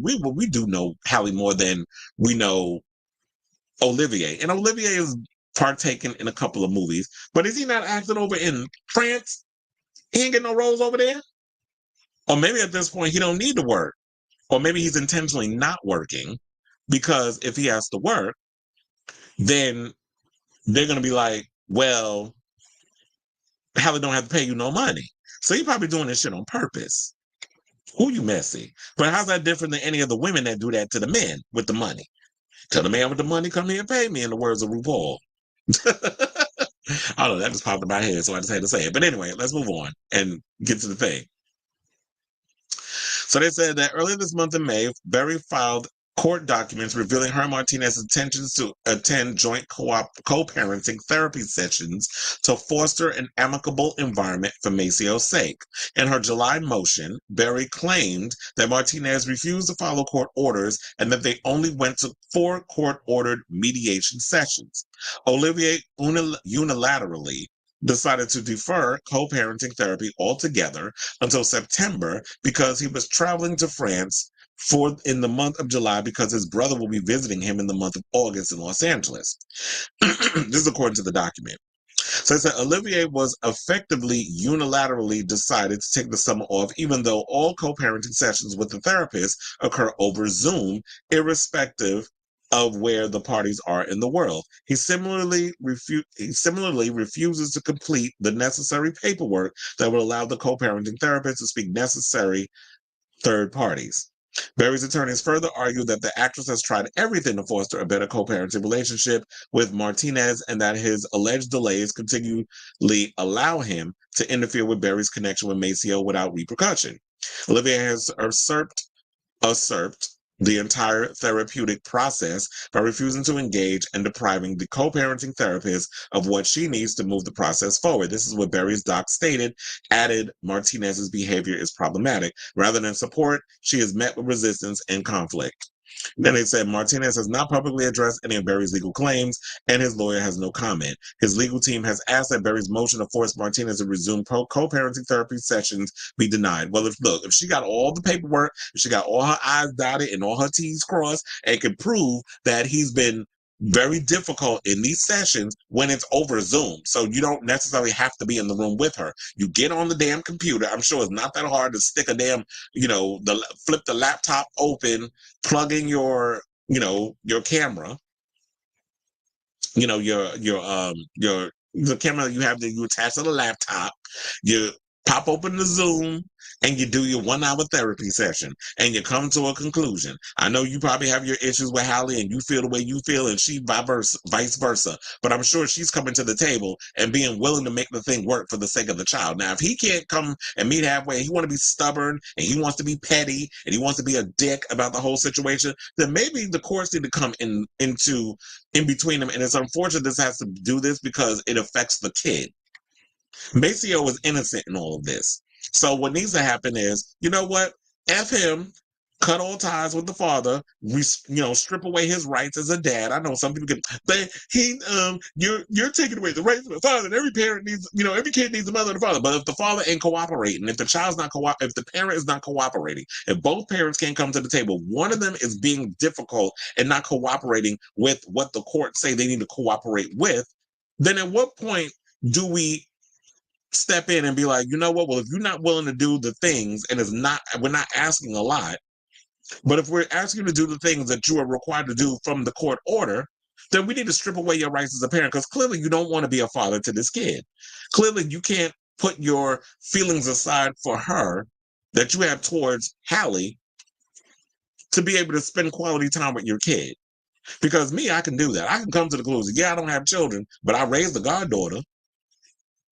And I had to deal with a lot of the headaches of dealing with the dad and dealing with, and the mother and the father and all that mess they had to deal with. And me as the godparent, because, when you're Roman Catholic, if anything happened to the parent, the godparent steps in and helps out with the kid.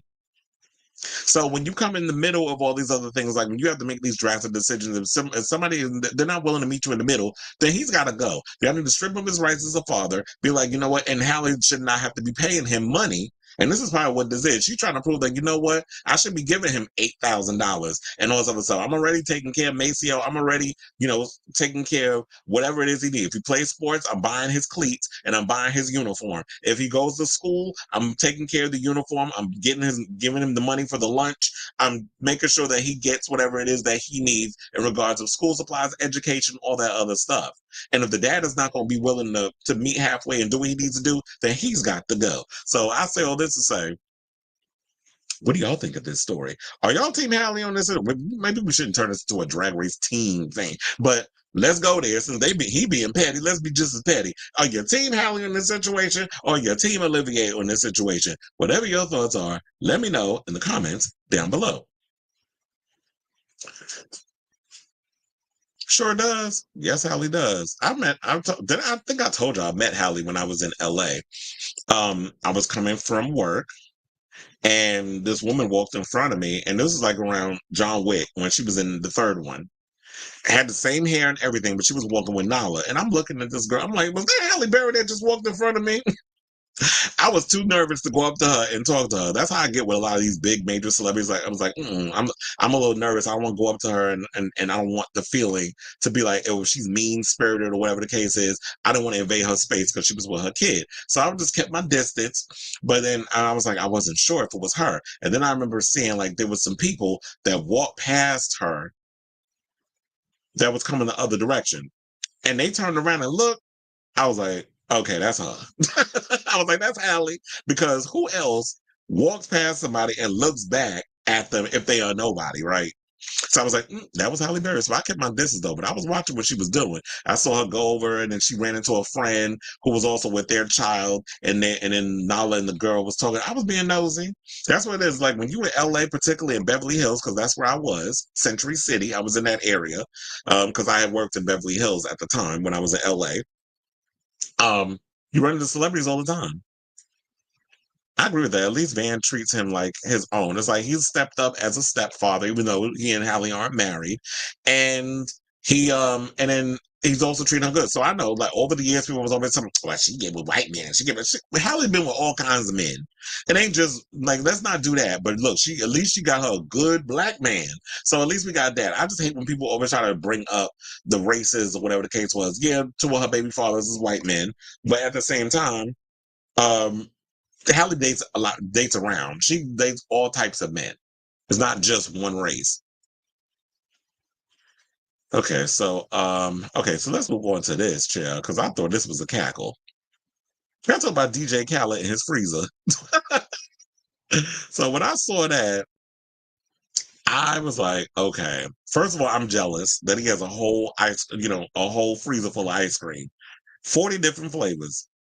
Because clearly he got a major sweet tooth, and so do I. Like, I have a thing I love chocolate, I love candy, I love brownies, and I love ice cream. I'm not really big on cake and things of that nature and pies, but I do love a brownie. I love brownies, and I like ice cream. So one viewer commented, so this is where he came up with the catchphrase, another one. Now, DJ Khaled's ice cream selection in a freezer dedicated to sweet treats put ice cream trucks to shame. Now, in a video shared to Twitter on Wednesday, seemingly from the producer's since expired Instagram stories, the musician and his 7-year-old son, Assad, were seen walking over to a fridge in his Bahamas mansion, which has a full freezer of over 45 different flavors of ice cream. Now, I do have that video, in case y'all haven't seen it. And please hold as I pull that up.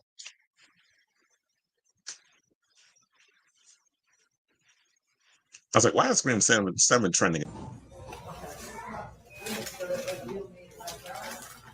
Wow. Let's out. Which ice cream should I get? This is funny. Ooh, this right here is what I want. And there's more over here. I'm going Oreo cookie. Look. Ooh, this is the one I want. Look.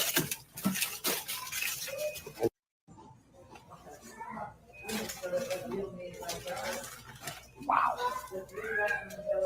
Let's out. Which ice cream should I get? This is your. Ooh, this right here is what I want. And there's more over here. I'm going Oreo cookie. Look. Ooh, this is the one I want. Look. Okay, so that is kind of funny. And, a lot of people was on the line making comments about, him eating, with the 45 different flavors of ice cream. And let's see what the people were saying. So the camera view pans from Khaled in front of the freezer, which has an array of brands, including Breyers, Haagen-Dazs, and Ben & Jerry's, to a seemingly overjoyed Assad. The hip-hop producer continues, this right here is what I want. He then grabs the Oreo ice cream cones from the door as Assad peruses the freezer to make his treat selection. The video ends with the camera person handing Khaled a box of Fat Boy Premium vanilla sandwiches. Child, should you be handing a fat person some Fat Boy premium vanilla sandwiches. It's like, I'm like, bitch, what you trying to say? You trying to come for me? And you can see the look on Asad's face. He's happy that his father and that little ice cream, situation. So let's just leave it on the ice cream. That's up in that freezer. First of all, that's well organized. So I got to give him up to that. Give it up for that. Now, look, this is the first time that he's expressed his love for ice cream, as he's gone on camera a few times to show his love for his dessert of choice, and even told the late Larry King in an interview that his guilty pleasure is eating ice cream with little chocolate chips. Some fans trolled Khaled for his massive collection of sweet treats, saying this is literally Walmart's whole ice cream selection in his freezer. This is what one person said on Twitter, while another added, bro got a whole ice cream truck in there. Another person put, so this is where he came up with the catchphrase, another one, joked, while another person quipped, me after coming from the gym running 5 miles. Which is funny because that would totally be me. I would go to the gym for like 2 hours and I'll come home and I'll eat some ice cream or I'll eat a piece of cake or whatever. Like, I don't care. It's like me, yeah, I bulk and I'm doing the deadlifts and weightlifting and all that stuff, and I run on the treadmill. And I'm like, I want a snack. Fuck that. I'm not gonna sit up here and be like, well, I'm some sensible and all I eat is brown rice and vegetables. I'm not sitting up here being miserable and angry over some damn, oh, I can't eat this because it's gonna fuck up my diet, whatever. It's like, if I hit the gym, if I work out, as long as I maintain my figure, I'm gonna still eat my ice cream. Shit. But yeah, so look, at the end of the day, like, we could clown Khaled, but look, this is my dream. If I could have that much money, like Khaled does, and have my own refrigerator, just nothing but ice cream, and I could just go in there anytime and be like, I'm in the mood for some Haagen-Dazs. I'm in the mood for this one. I'm in the mood for that one. Or I'm in the mood for some Lactaid, because sometimes, I'm lactose intolerant, so I can't really be out here eating the ice cream the way I be eating it. Although I do anyway, and all it does is make me go to sleep. The funny part of with ice cream, it doesn't give me, like some people who are lactose intolerant, it makes y'all run to the bathroom. For me, it puts me to sleep. Because last night I was watching the premiere of the new Batman Beyond series over on Amazon Prime. I ate me one of them ice creams. First of all, I put the episode on. I was knocked out. And I'm like, why am I so tired? I'm forgetting that, yeah, ice cream makes me sleepy. So it doesn't give me the shits and all other stuff. That's what it does. Like some people. But here's the thing. Like I said, I would definitely be the type that would, if I had the dollars, I would be the type of person that would do like Khaled, and I would have my own, selection. I'd have the Breyers, the Haagen-Dazs, and all the different flavors and things of that nature. So the people that's criticizing, y'all just hating. I'm here for it. But I say this to say, what do y'all think? Would y'all look, if y'all had his money, wouldn't y'all have the same situation where you have your own freezer full of ice cream? Shit, it's hot out here in these streets. You need a little something to keep your behind cold. It can't be just the water of you jumping in it. But then I guess people say all this because DJ Khaled is fat, and y'all be quick to say, "Oh, look at all that diabetes in that freezer." But look, that's a whole nother conversation for a whole nother day. So let me know what you guys think of this this story in the comments down below.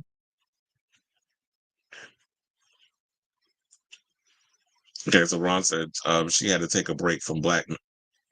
Quiet as it's kept, she had to, dealing with Wesley Snipes, who allegedly, they said the tea with him is he caused her to go deaf in one of her ears, right?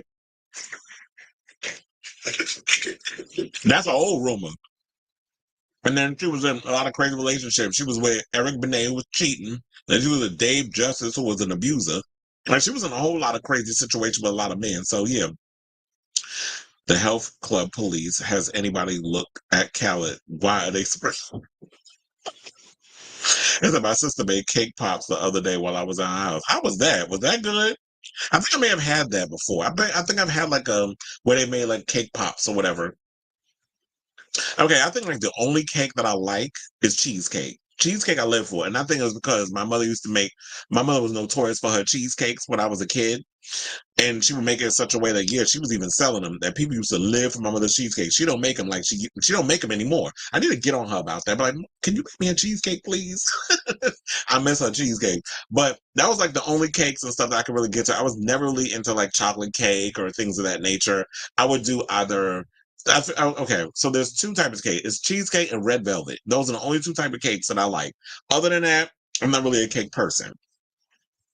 But I do like my ice cream. I like brownies and I like cookies. Chocolate chip. I can't stand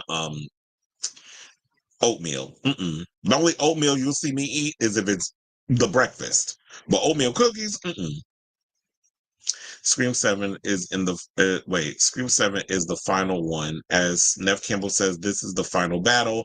The swan song is the fight to end all fights. So this is her doing this is a one and done, because I did see that Scream 7 was trending. So I'm like, child, we definitely gonna have to go see this in the theater. I'm looking forward to that. Oh, they got a picture. Here we got Madonna. They said, do we think Madonna had a buccal fat removal procedure? Not judging by the way her face, her choice. She looks great, but I'm curious as it's a bit of a trend at the moment. And hold on, because we got to pull this picture up, Chad. They talking about Madonna face. I mean, I shouldn't laugh, but it was just the way I said it. Yeah, I said it. They talking about Madonna face, honey. Hold on. Hold on. How did I forget all of a sudden how to pull pictures up? I think because I got so damn excited sometimes I be forgetting the buttons and shit I be having to press on this show. Please hold. Well, her cheeks do look a bit sunken in. Yeah, so they're talking about, did she get some kind of procedure? What is the procedure when you have a gun to your head? You know, that's from, you know what movie that's from, Set It Off. Oh, yeah, them cheeks do look a bit sunken in, like she's had some type of procedure. They said, do we think Madonna had a buccal, I don't even know what that is, buccal or buccal fat removal procedure? Not judging her face or choice. She looks great, but I'm curious as it's a bit of a trend at the moment and her face has suddenly changed. I'm like, ma'am, would you leave your damn face alone? But hold on, let's go over there to Scream 7. Because you look good when I see you in concert. They said Hayden Panettiere allegedly told a fan at a convention that she would really love to return as Kobe, did I say Kobe? Kirby Reed for Scream 7. And they said, we'll forever stand by the fact that this should have been the end of Sydney's storyline, which they're basically saying that it should have been Scream 5. Scream 7 filming started in December. Okay, so I don't really see anything like that, but I'm going to take your word for it. Look, they need to bring Kirby back. Bring Kirby back. She's an FBI agent. And if y'all going to find a way to transfer this thing outside of Nev being a part of it, then we could do that. But I did say that maybe what they're trying to do is potentially pass the torch, because the whole thing with the Carpenter sisters, we already know what happened with that. So they're probably trying to find a whole new angle to go with this franchise, and it's probably going to use Sydney as the launching pad for the next generation, especially if this is her final battle being a part of it.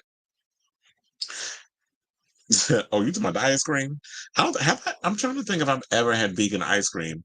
I think I might have tasted it once, but I can't remember if I did. But I think I did. So I do like Reese's ice cream and the Snickers ice cream. Well, I do like ice cream bars too. That's why he lazy in the bedroom. It said, well, if they say it's not a lie. Okay. It's an ice cream cake. Why I was like, why am I having a blonde moment? I'm like, what's ice cream? Wait, what's an ice cream cake? Oh yeah, I do like ice cream cake. They've done, I think, and I'm thinking because, yeah, when we've done a lot of birthday parties, especially like Carvel, there used to be this place in New York. I don't know if they have them anywhere else, but there was like this place we used to always go in Brooklyn called Maxwell's Bakery. And it was like a legendary bakery that's been around for like 100 years. And I remember like that, they had made like the best cakes. And we used to always go there to get our cakes and stuff. But I don't know if they have them all over the United States, but I just knew like in New York, that was a big thing. But I do like ice cream cake. And it's because a lot of times, like especially with Carvel and all other stuff, and I've been to many a party, especially my father's birthday party. I think his cake was an ice cream cake, and it was basically, my father loved Shaka Khan, so they took her picture and basically put it on his cake, and it was like, I think I posted on my Instagram like eons ago. But yeah, I do like ice cream cake, so that is an exception, I'll say. You said my sister is a good baker and a good cook. The cake pops were chocolate and have sprinkles. But I would have liked to have tried something like that. I need to try me some cake pops. I feel like I'm saying K-pop, like Korean pop music. It's a cake pop, so basically like a popsicle with a round cake ball on a stick. I think I may have had those. Yeah, I think I've had those before. He said I watched Set It Off a couple of weeks ago. I do love that movie. I need to rewatch that. Speaking of which, I need to get back and revisit A Nightmare on Elm Street because that's on Shudder right now.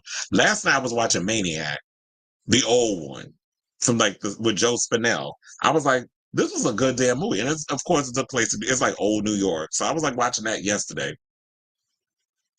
And I know, Robert, based off your situation, he saw what was the movie? In a Violent Nature. Child, I told you that movie was crazy. He saw In a Violent Nature yesterday, and yeah, I said, look, that yoga girl scene, bitch, that scene is iconic.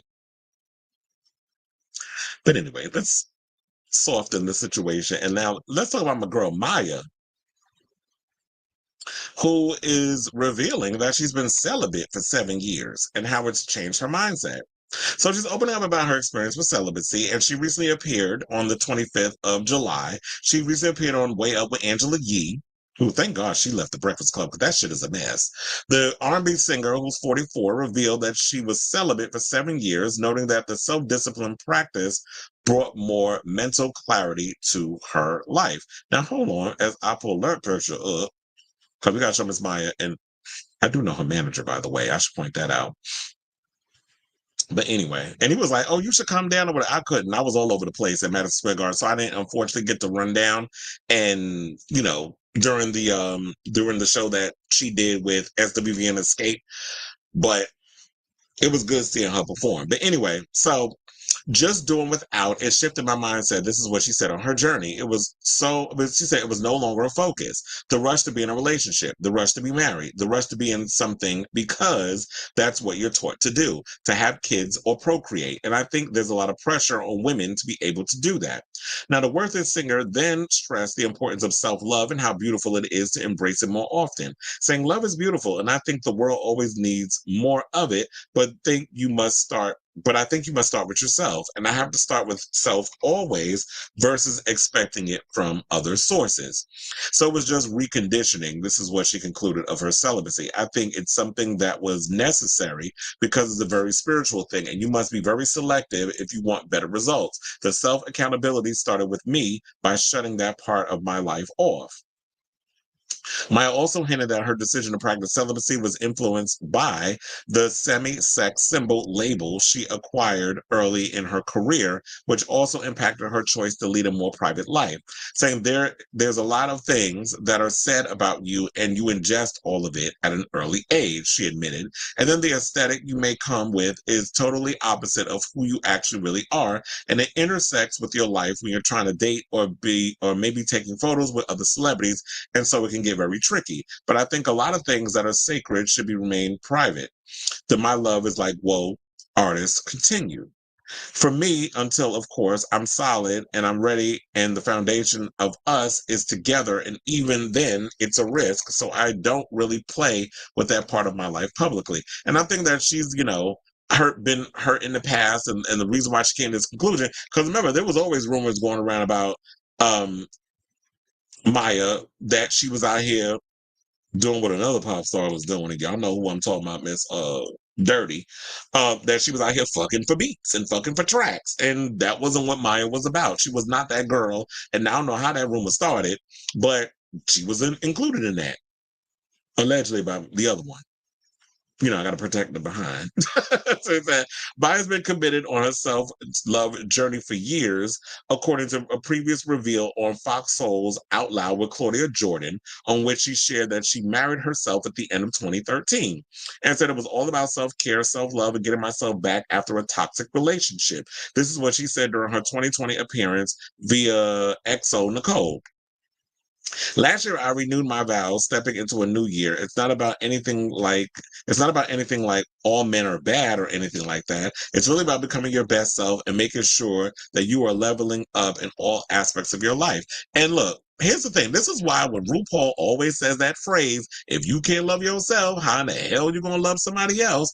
This is basically what that means. You have to love. I mean, it sounds corny. It sounds like it's been something that's been nailed over the head a billion times, but You have to learn to love yourself before you can invite anyone else into your situation. And I love the fact that Maya's like, you know what? I had to marry me. I had to love me. I had to become one with myself before it gets to a point where I could welcome someone who has the same aspirations and similarities in where I am mentally, spiritually, and physically into my life. So until that good man comes along, that man that's because nobody's perfect, but until that good man comes along that is not going to be as toxic as that prior relationship would cause me to, be celibate, then I would just be married to myself and I'm going to love myself. And you want to know something? Since she's not on the docket today, yeah, she got a break. Hennifer, you need to give Maya a call because Miss Mamas, I truly don't believe you love yourself. I think Cardi need to give her a call too. Like y'all need to start like a wait and exhale type of situation and just get together.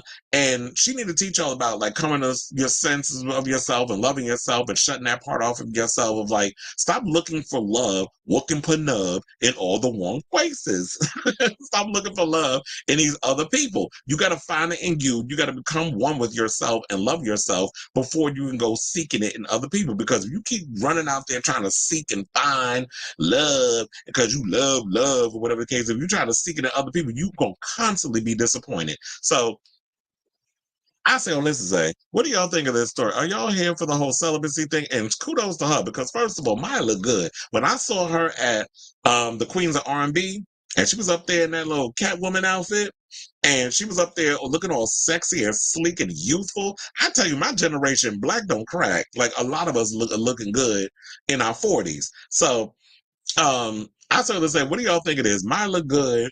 I like the fact that she was glowing. She was just exuding sexiness and confidence and stuff when I saw her on that tour. And she's living her best life. So what do y'all think of this story? Let me know in the comments down below. Now, let's move on to the question. Oh, you said watch a sleepaway kid. Well, you watching that now? How you watching that? Watching me. It's like he multitasking. But anyway, let's move on. Child, let's get into this mess and let's talk about the housewives. Okay, so the show's about to wrap soon. And, we've been hearing the stories regarding that we may not be getting a new season of The Housewives with the current cast, that a lot of them are their career, their lifeline is, their life is on the line. Their employment is on the line. Their future at Bravo is on the line. But, Teresa is living in her delusional mind, thinking that, everybody else is going to leave or she's still going to have a job. But the way everything's been unfolding and all the behind the scenes shenanigans of the reality show within the reality show where Teresa allegedly, I don't know, well, it is kind of alleged, but I guess because Bravo got all the tea now with Teresa spilling things in Melissa's old nose and sending, information to bloggers and giving screeners to bloggers where they're not even supposed to be getting those screeners that the housewives get to watch the show so they can comment on it on social media. A lot of this stuff is coming back to bite a lot of them. So we have Melissa and Margaret and all of them have accepted their fate that, you know what, we may not be coming back next season. But you got Teresa and her attorney out here allegedly, windmilling and fighting, blaming the fans, blaming this one, blaming that one, except for taking responsibility for the tea that they've been putting out here and the mess that they've created. And so, Miss Mamas, that millions of dollars you make a year, per season, it may be coming to an end. And this whole facade that you have with Louis is about to blow up. So during an appearance on Kelly Ripa's Sirius XM podcast, Let's Talk Off Camera, the Real Housewives of New Jersey star, who's 52, espoused the philosophy laid out in The Godfather. And that's another thing, too. This girl be thinking like she's in fucking Scarface and The Godfather. It's like, sis, you are not a real-life mafioso. Maybe you probably married one, allegedly, with Louis and all of that. But, and he may know people who know people. But, sis, this is real life. Like, this is not like this little fantasy world that you live in. Or maybe you do because there's not a lot of, all that saline you got in your brain. So Kelly said, you and Melissa, like, we will never see the two of you on camera together ever again. And Teresa was like, yeah, never again, never again. First of all, to me, family is so sacred. I'm all about your Italian, Kelly. Teresa, who keeps badly photoshopping her bikini photos. Oh, y'all are shady with this post. She has been getting dragged for badly photoshopping her bikini photos. And this is what she said. I'm all about the Godfather movie. You never go against the family. I live by that. I stand by that. I'm a loyal person. Yeah, okay, sis. She's sitting up here spreading all these damn lies. Because I'm like, sis, are we watching the same show? Because the last thing we are is, or you are, is loyal. You may want people to do your dirty work, and you may come across as you being the queen bee, and you have all your minions that do your dirty work, Jen Aiden and all the other ones. But for the most part, you talk about you're a loyal person. Yeah, you're loyal to yourself. You're loyal to your children. You're loyal to your husband. You're no good second husband.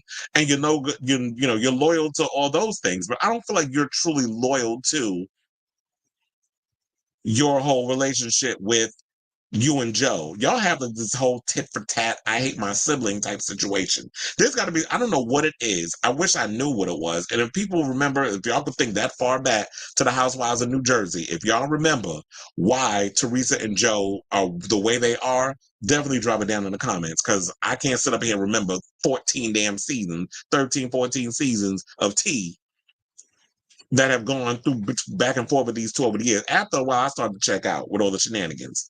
And I'm like, okay, y'all need to get off my line with the mess. I'm irritated.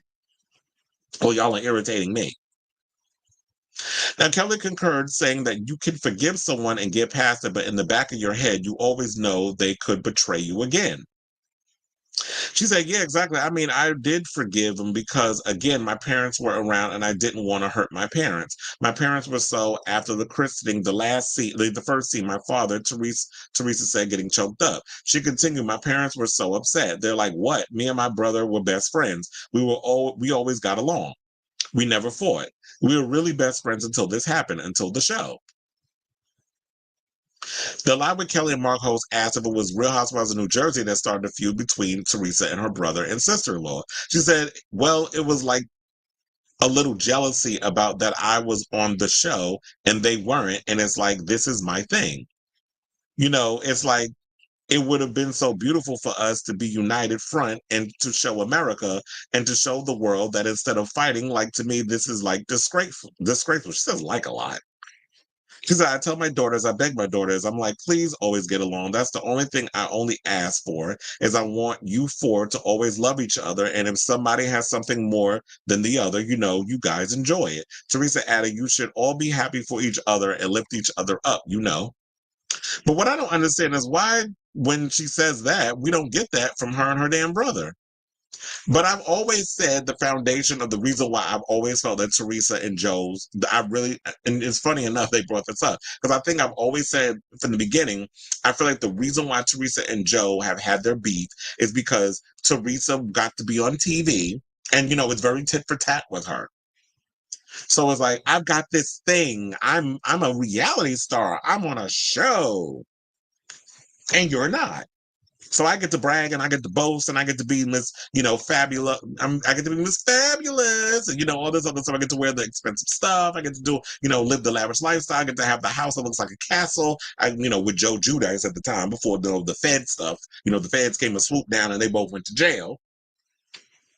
But I got to live this fantasy, which she's still trying to live now through Louis, who I heard is way worse than Joe was. So Gorga comes along, and it's like there's this jealousy thing, I guess, calling her garbage at the christening. I do remember that. And all the things that transpired with that. And I think what happened with Real Housewives of New Jersey producers is like, oh, there's a story there. Let's be messy and bring Joe and Melissa in the show. So I feel like for the purposes of the show and ratings and things of that nature, I feel like that's why they brought Joe and Melissa on, because there's a story there. And, the Housewives, I don't know if initially the whole foundation of the show was supposed to be about just this family in Jersey, or if it was just because, normally the show has always been about, you have your cast of misfits and they come in, they all know each other, they go on trips and they do this, that, and the other. And then there's that. So I do feel like they felt that there was a story there and they brought Joe and Melissa on because there's a storyline that they could have between them and we could see all this unfold on TV. And I'm thinking to a certain extent, a lot of the show has gone to a lot of people's heads, particularly more so on Teresa's side. Because I feel like, but you want to know something? Bravo, y'all created that monster. Because the minute y'all sat there and was like, we're going to pause the season so that way when Teresa gets out of jail, we could film all this stuff. That's when Teresa was like, oh, I'm untouchable. Y'all can't fire me. You can't do this. You can't do that. You can't get rid. You're leaving. Remember that last year when her Melissa was going at it? Oh, yeah, we weren't going to see you ever again. You're leaving. And then here we get the new season. They both back. So, Teresa, you don't run the show. You may have thought you did because Bravo made it seem like you run the show and you are the queen bee, and which she has said out of her own mouth. And the minute you get cocky, the minute you start thinking that your shit don't stink and that way you run the show, then that's when producers will do, oh no, bitch, now I'm about to teach you a lesson. And then when that happens, then the bomb drops and then, you out of a job. It's happened to Nene. It's happened to Dorinda. It's happened to Vicky Gunvalson. It's happened to many of the women over in the show. So, Miss Mamas, don't sit up here and think that you're not expendable, because you are. So that's one of the things that's always irritated me about Teresa. And Teresa also comes across as someone who doesn't take responsibility and owns up to the things that she does. Because all this stuff that's coming out this season with Teresa and Jen feeding the blogs information, especially they were trying to bring out some receipt on John Fuda, which went to crap because they were supposed to go to the Berkshires and the house that they were supposed to stay in burned down. So they had to scrap that. And this is from Melissa's old nose, by the way. And then also there was the thing where they were supposed to bring up more receipts at the reunion. The reunion got scrapped because, they can't get these people in a room together. So they went and they did the this viewing watch party crap, whatever, that I'm probably going to look at this thing like, what the hell is this crap? So now when it's come to the point where you can't even get these people in a room together to do a reunion to resolve their issues, because that's what the reunion's about. It's like, even if you can't stand the person that you doing the show with, you have to sit on that couch and you have to address all the things that happened this season. The problem is, Teresa got a hard head and a soft damn ass, so you can't even get no word through her. She always going to sit up in there and be delusional, or delulu, as the young kids, the Gen Zers say. They say the delulu. So with all that stuff, damn. Now I'm trying to make it like I'm old, sitting here talking about delulu and what the kids say. So with all that being said, it's just like this whole season's been a mess. I've kind of been taking my time with the Real Housewives of New Jersey, the current season, because it's just, I can't. It's too much. It's too much drama. It's too much ridiculousness. And then when you weigh the options, I was looking at it like, Teresa, you have less people on your side that hang out with you and do scenes versus Melissa's side. So who actually is the bad guy when we look at it? I'm not the greatest at math, but when I look at it, it just seems like the people that film with Melissa seems to outweigh who hangs out with Teresa. Teresa gets who? Jen Aiden, of course, because this is like the human centipede. They like the female human centipede, where they basically just have each other's head attached to their asshole, with the way them two be, stuck together thick as thieves. That's like the white freaking frack over there in Jersey. And so you have them two together, and then you get Fessler every now and again. She like to flip flop like Dolores, where they go hang out with both sides. Although I heard Fessler was at the reunion, she was over there with Melissa and Margaret and them. But during the show, she was flip flopping on both sides, which had rubbed a couple of the girls the wrong way. But then Melissa got more of the people, a lot more on her side. She got Margaret, she got Fuda, she got Cabral. And, Dolores did go on both sides during the reunion, or their little reunion, whatever you want to call it, the watch party. She jumped from room to room. I know her feet had to been killing her after that, all that damn walking back and forth. So I look at this as like, at this point, since a lot of y'all don't want to cooperate, since allegedly Teresa and her attorney be doing this little messy stuff and putting things out on social media and leaking stories, and when things didn't go your way, you would get mad at saying the producers were trying to prevent you from bringing receipts out on the show. So now she's blaming Bravo and she's blaming everybody except taking responsibility for her actions, and she being messy behind the scenes, her and Jen Aiden, that I feel like at this point, what direction could we go? Could we just make the show about Melissa and Melissa be the new queen, and then we have all the other women that surround that? That will piss Teresa off. That would send her. That would send her off the edge if y'all did that, because she felt like Real Housewives of New Jersey is her baby. This is a show that she's been a part of since the beginning. I think she's like the only main cast member from the first season. And then everybody else is kind of relatively new, outside of her brother and her sister-in-law, because that's family, even though they don't speak and they don't film together. And my thing is, if y'all can't do the reunions and stuff, then y'all need to just clean house and start over. But then again, I'm sitting there thinking, you know what? Maybe it's time to just cancel Jersey altogether. And like what Onyx, I believe, friend to the show, has suggested is in the comments, when we talked about the Housewives before, y'all need to go to another state. Go somewhere else and do Real Housewives of Connecticut or Real Housewives of Delaware or something. I don't know. Y'all need to pick a whole new location and start with a whole new group of people, because if you can't get these people in a room together and film scenes when that is part of your job, and you can't even come and do a reunion when that is part of your job, then you know what? Y'all need to be unemployed, because if you're not willing to come to do the job that you get paid millions to do, then you need to say, then I hope you saved your coins, because it's time for all of y'all to sashay away, quiet as it's kept. So I say all this to say, what do y'all think of all of this with the whole thing with Teresa about she'll never film? I mean, we obviously knew you weren't going to film with them because you barely filmed with them this season.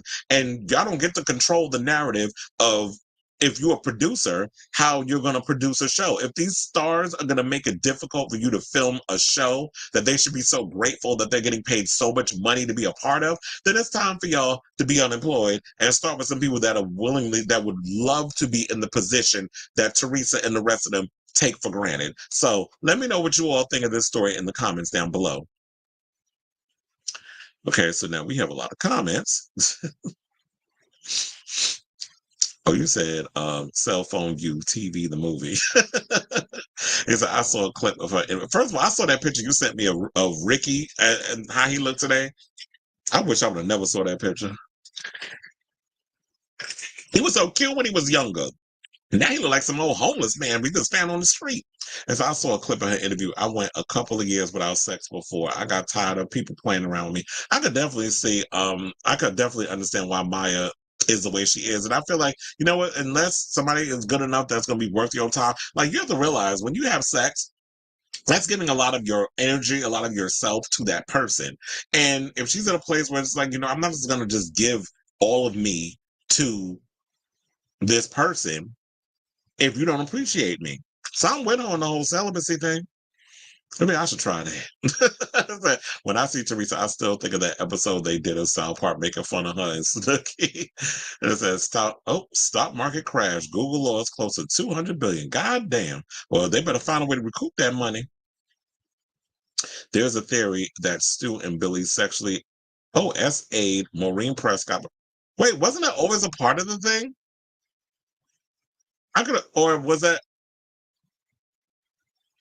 Or was it that there was a thing where was it always alluded? Because I know there's another bigger Scream fan, and that's Robert. But wasn't that always a theory that she voluntarily slept with them and cheated on Sydney's father with Billy and Stu? So now you're saying, like, the real tea is that Billy and Stu actually SA'd her. I'm like, if that's an angle they decide to go in the new movie, where they're saying, like, well, the thing that you believed about your mother is not exactly the truth. That your mother wasn't out here just throwing her tits around like she's Sharon Stone or something. What was the line that Billy said in the movie? And yeah, she's no Sharon Stone. So, yeah, that whole line or whatever. So maybe it was the fact that, while they were saying it at the time, that it was that she was being like, she was the whore of Woodsboro. She actually was SA'd, and then they murdered her. But she was hunching cotton. So maybe there was some truth to the fact of the SA. I mean, there was that she was being, she was just, hunching a lot of different young men in the neighborhood. But then that one time, or she may have slept with them willingly the first time, and then the next time it happened, they did it to her before they took her life. So that could have been a session. So that could be like a story that we learn about. Because it also seemed in a way that they tried to make they tried to redeem Billy Loomis in the last two movies by making him the dark passenger of Sam. So they said, the more you talk about RHONJ, the more I want to see this franchise up. Okay, there may be time for them to go. They said recession talks is looming. Is this now? The question remains: is all of this stemming from Donald Trump's era of? Because a lot of times when you get a current politician, they take over the mess that was left by the previous administration. So I'm wondering if this has anything to do with Donald Trump at the time when he was running the country, or because I'm like, how do we get to a recession? And they said, I think we're headed into a global recession. If you all have a job, stay there. Because I lived in 2008-1. It was hard to get one. I don't know. I like the job I got. I ain't leaving it. All these events and stuff I get to work, I ain't leaving. And a recession is just what we need during this election year. Okay. Allegedly, 1.2 trillion loss. What the hell is going on? Said Billy only S8 Sydney in his mind fuck games to coerce her to give up the goods. Oh yeah, because she finally did give it up when she shouldn't have. But I do like the idea of those films, how they change up the rules, because the rule in Scream was always, or not even Scream, but the rule always in horror films, especially in the 80s, like if you are promiscuous, you end up dead. So I like the fact that they changed that up. And then I realized they started following that rule post Scream. Like you saw a lot of movies was following that. Urban Legend, I Know What You Did Last Summer, all those films. The first film explains their motive. Yeah, but they could probably, they'll probably change up. You know how a lot of people come with their theories and they like to change up canon and all that stuff. Because I can't tell you how many times I've watched Scream. But anyway, let me see. How many more topics we got? Okay, so we have 3 more topics and we done with today's show. But before we get to those topics, can you please do me a solid and hit that like button, that subscribe button. Oh, excuse me. And smash that notification bell so that way when we go live with a brand new episode of Chris Avalon Unfiltered. Okay, so let's move on. Let's talk about Don Lemon, who apparently is about to file a lawsuit. Speaking of, billionaires about to lose some money, or maybe not. So he filed a lawsuit against Elon Musk because remember, once upon a time, that show that Don Lemon actually has, it's on YouTube, and I guess it's on a bunch of other places. I wouldn't know, but I know it comes on YouTube. But apparently, he was supposed to do the talk show on Twitter. I don't call it the other name. We call it Twitter over here. So he's supposed to do the show on Twitter, but I guess what happened was after he did that interview with Elon Musk, where Elon Musk was mad over the questions that he asked him, he decided, oh, well, we're not doing the show anymore because Elon's a dick. And anyway, who would be that dumb besides, Swizz Beatz and Timberlake that would want to do a show from some damn Twitter? So the lawsuit is alleging that Musk, who bought Twitter for $44 billion in late 2022 and renamed it the letter before Y and after W, used news of a partnership with Lemon to boost the media company's profile, then reneged on the deal without compensating him. Saying Lemon had incurred hundreds of thousands of dollars in expenses in preparing for the show, the lawsuit alleges. The deal to host the Don Lemon Show on Twitter was scrapped in March, shortly after the taping of its premiere episode, a one-on-one interview with Musk. We had a good conversation. Clearly, he felt differently, Lemon said of Musk when he announced that the partnership had fallen apart. Now, Musk later said on Twitter that Lemon's approach was basically just CNN, but on social media, which doesn't work, as evidenced by the fact that CNN is dying. Well, I don't know if there's any truth to that because, to be honest, I don't really watch CNN. I watch MSNBC, probably because they have way more interesting personalities over there. And plus, I've been liking a lot of their coverage on Kamala Harris. That's why I've been watching a lot of, CNN. And plus, Al Sharpton's over there. So that's why I'll be watching him. And I can't stand Van Jones. That's why I don't go to CNN. And I like Joy Reid. That's why I'll be over there with her, too. And then Jasmine Crockett be popping up over there on MSNBC, too. See, I think it's because of all the sisters that be over at MSNBC. That's why I'll be watching them. Them women that don't take no. But that's stupid because he said that his Lemon's approach was basically CNN, but on social media. But I don't think that's true because I watched Don Lemon's show and I feel like Don Lemon, yeah, because he's from CNN, that's his only attachment to you using that as a reference. But I've watched his show and to me, he could be a lot more edgier with social media versus being on TV. You have to be a little more neutered. You got to watch certain things that you say and you can't really go in and let have on the politics because of the corporate overlords. And clearly, there's another corporate overlord was trying to control the narrative. So they said Thursday's lawsuit in San Francisco Superior Court alleges that Musk and his co-defendants deliberately misrepresented what they intended to do. If they accurately represented that their plan was to use Lemon to rehabilitate defendant's reputation and draw in advertisements to the Twitter platform, Lemon would never have agreed to it, the suit says, which I don't think has really helped because I don't think a lot of people like Elon ugly ass. But anyway, let's continue. Lemon accuses Musk and Twitter of fraud, negligent misrepresentation, misappropriation of name and likeness, breach of contract, and unjust enrichment. He is seeking damages and other relief. Now, Lemon's attorney, Cardi Shagarian, I think is how you say his name, in a statement Thursday said that Twitter executives used Don to prop up their advertising sales pitch, then canceled their partnership and dragged Don's name through the mud. Saying you don't have to be a genius to see the fraud, negligence, and reputational damage here. This is what Shagarian said. Don's a hard-hitting journalist who committed to defending his good name. We look forward to our day in court.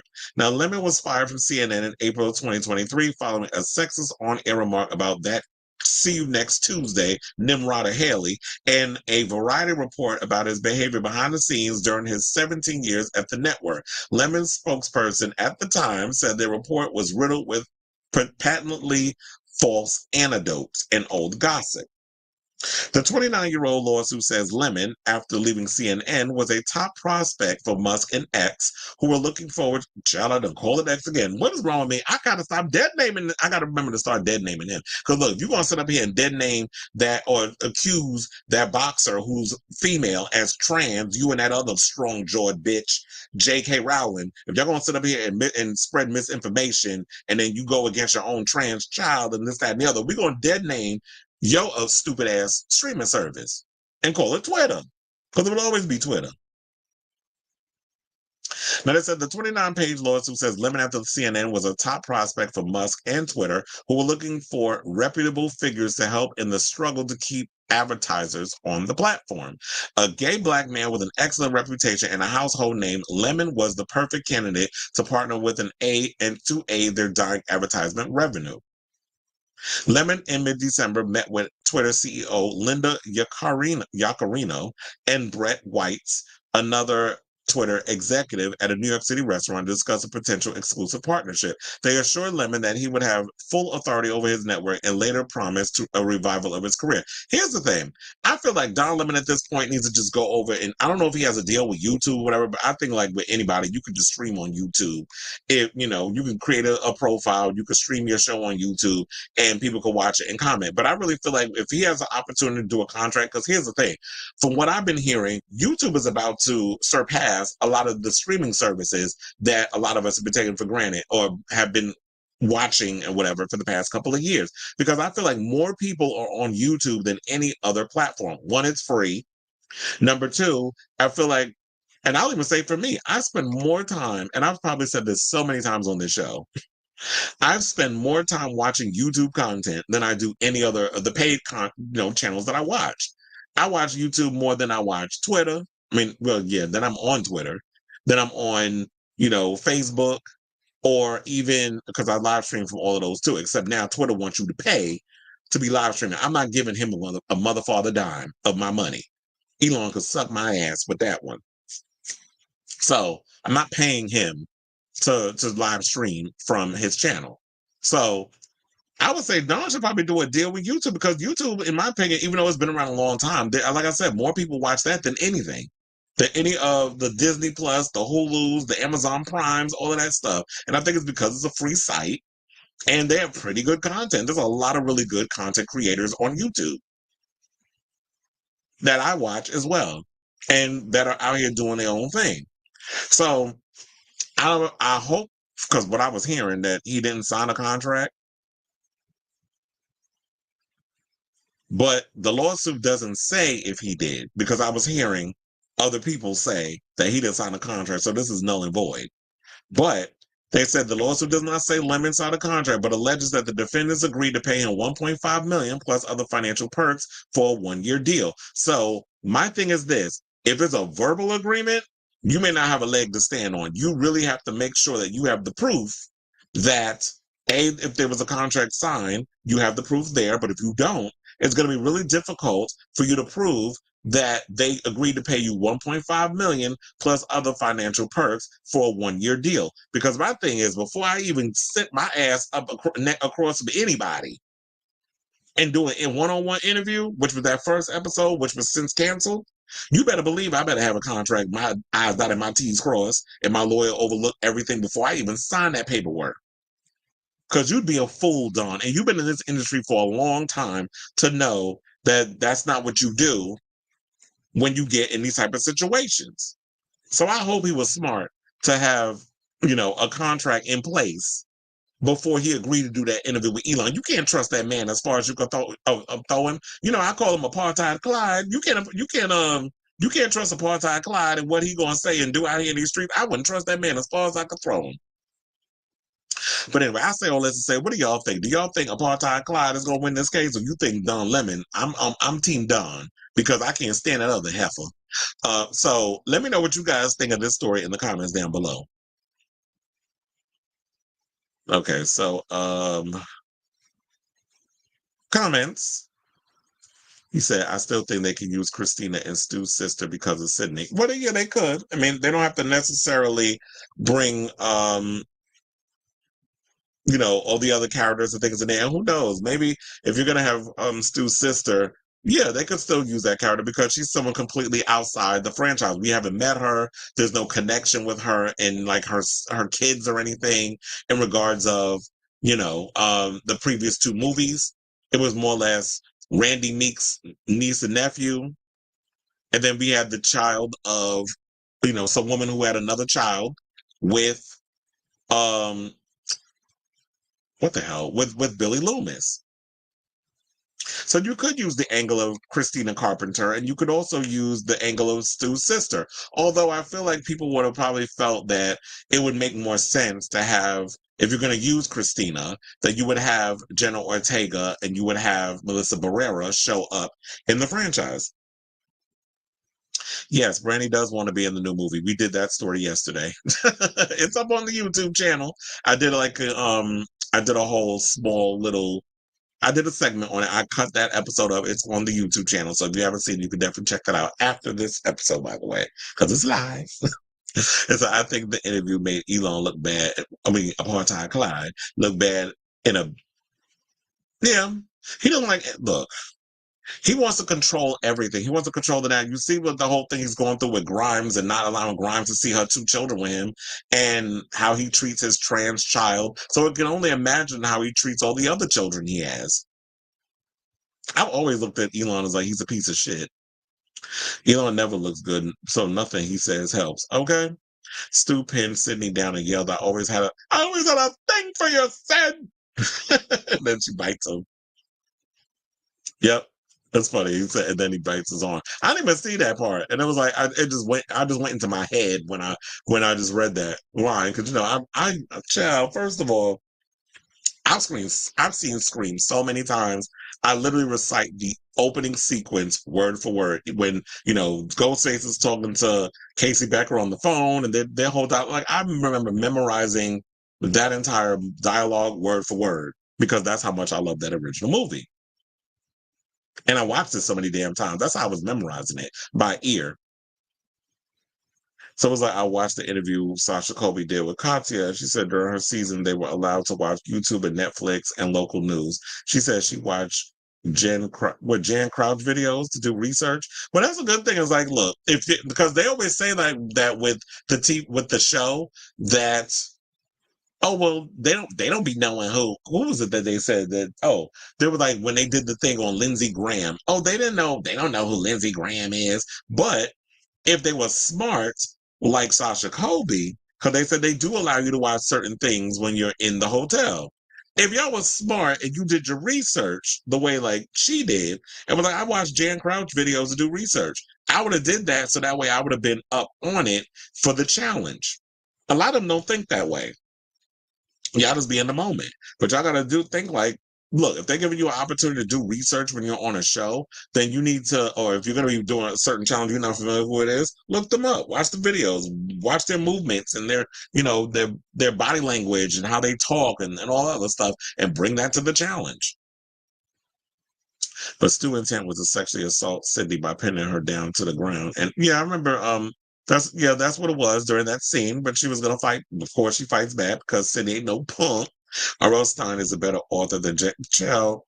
The person that wrote Twilight is better than J.K. Rowling as a writer. I can't stand her. She literally got lucky off that Harry Potter franchise. Yeah, that Harry Potter fan fiction is better than J.K. Rowling writing. She just got lucky with that damn franchise and all the millions they threw in her damn direction. But I never particularly cared for her. And the funny thing was, I could never get those books. I was always bored. My younger brother was into the Harry Potter books growing up. And then my father, I remember, used to listen to them when he would drive to work because that's what he does. He does Audible. So he would, driving to and from, I remember he would listen to the books and things. Me, I was never really, and this was back, I think that this is like before Audible and all that other stuff. So it was, you could rent out CDs, whatever the case was, you could listen to it and all that stuff and get the books and things that way, I believe. But I was never really into Harry Potter. I went and I watched the movies. And they were one and done. Like, I could never really get into it. Like, I like all the actors and the movies were good for when it was, but it's never been like Harry Potter franchise has never been like my thing that I had to get excited about. But I do agree. I did grow up on R.L. Stein. Goosebumps was my shit. Like, that was something I definitely used to love. I even liked the show when it was on. It was another show that I used to love growing up. And that's probably because I had a big old crush on Omri Katz. Erie, Indiana. That was my back in the day. I used to love that damn show. And I think it was because, I had a crush on Omri Katz. And I liked him ever since because it was in Hocus Pocus, too. So it's another reason why I think that's my favorite movie. And speaking of which, that's also, I think, Vanjie's favorite movie because she has two cats named Zachary and Binks. Yeah, I'll be paying attention to the finale. She said she got two cats. Speaking of which, Vanjie not messaged me. She commented on one of my videos that I did on on TikTok. I gagged. I was like, wait a minute, is that Miss Vanjie? It was like yesterday, and she said Vanessa Vanjie. She said because when I had and then we'll get to the other topics. We have like two more topics. We got Billy Porter and we got Drag Race T. So Miss Vanjie went and was like, because when I was talking about Roxy Andrews and the detox and not and her being upset over Detox winning. That she didn't win that Injury one. And I think Vanjie watched it because, she was top 3. And she probably wanted to hear what I had to say. Because, a lot of times, here's the thing, and this is not me trying to be humble or whatever the case was, but to the God honest truth, a lot of times I be thinking I just be talking out my ass on this show and ain't nobody watching. I do be thinking, I'm like, oh, it's not going to reach them. Oh, they're not watching. Then I'll be looking at the numbers like, damn, they do be watching. And then people go and it's like, they comment. And so sometimes I do forget that it's like, yeah, you are a public figure and people are watching your stuff. And I've met a lot of these Drag Race girls. So it's like, I don't know, sometimes in my head, I just be thinking, okay, I say what I say, I close everything up, and I go about my business. It's just no tea, no shade, no pink lemonade. So when I did the thing on, I was talking about the whole Roxy being upset over her girl not winning.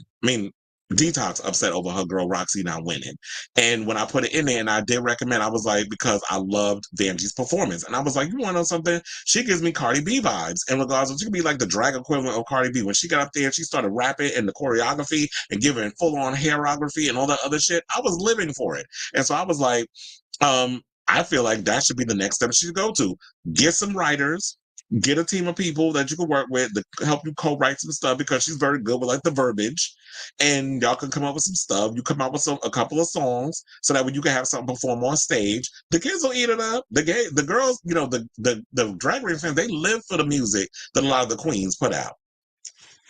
And so she can get in her little Kim Cardi B bag. So she basically said, Love you for the encouragement and the kind words, putting it out into the universe and going to knock on a bunch of doors as we speak. XOXO. So that was Vanjie's comment in my thing about what I said about her. And you know what? I'm not like, when I always say things about people, I don't say shit to be bitchy and mean. It's easy to sit up in here and do that. I just give constructive criticism, or I just get some ideas. And I was like, you know what? Capitalize on that. Like, first of all, I love Vanjie's performance in the finale of Drag Race. So I was like, um, that's what I have no idea how did we start talking about Vanjie, but it just came into that.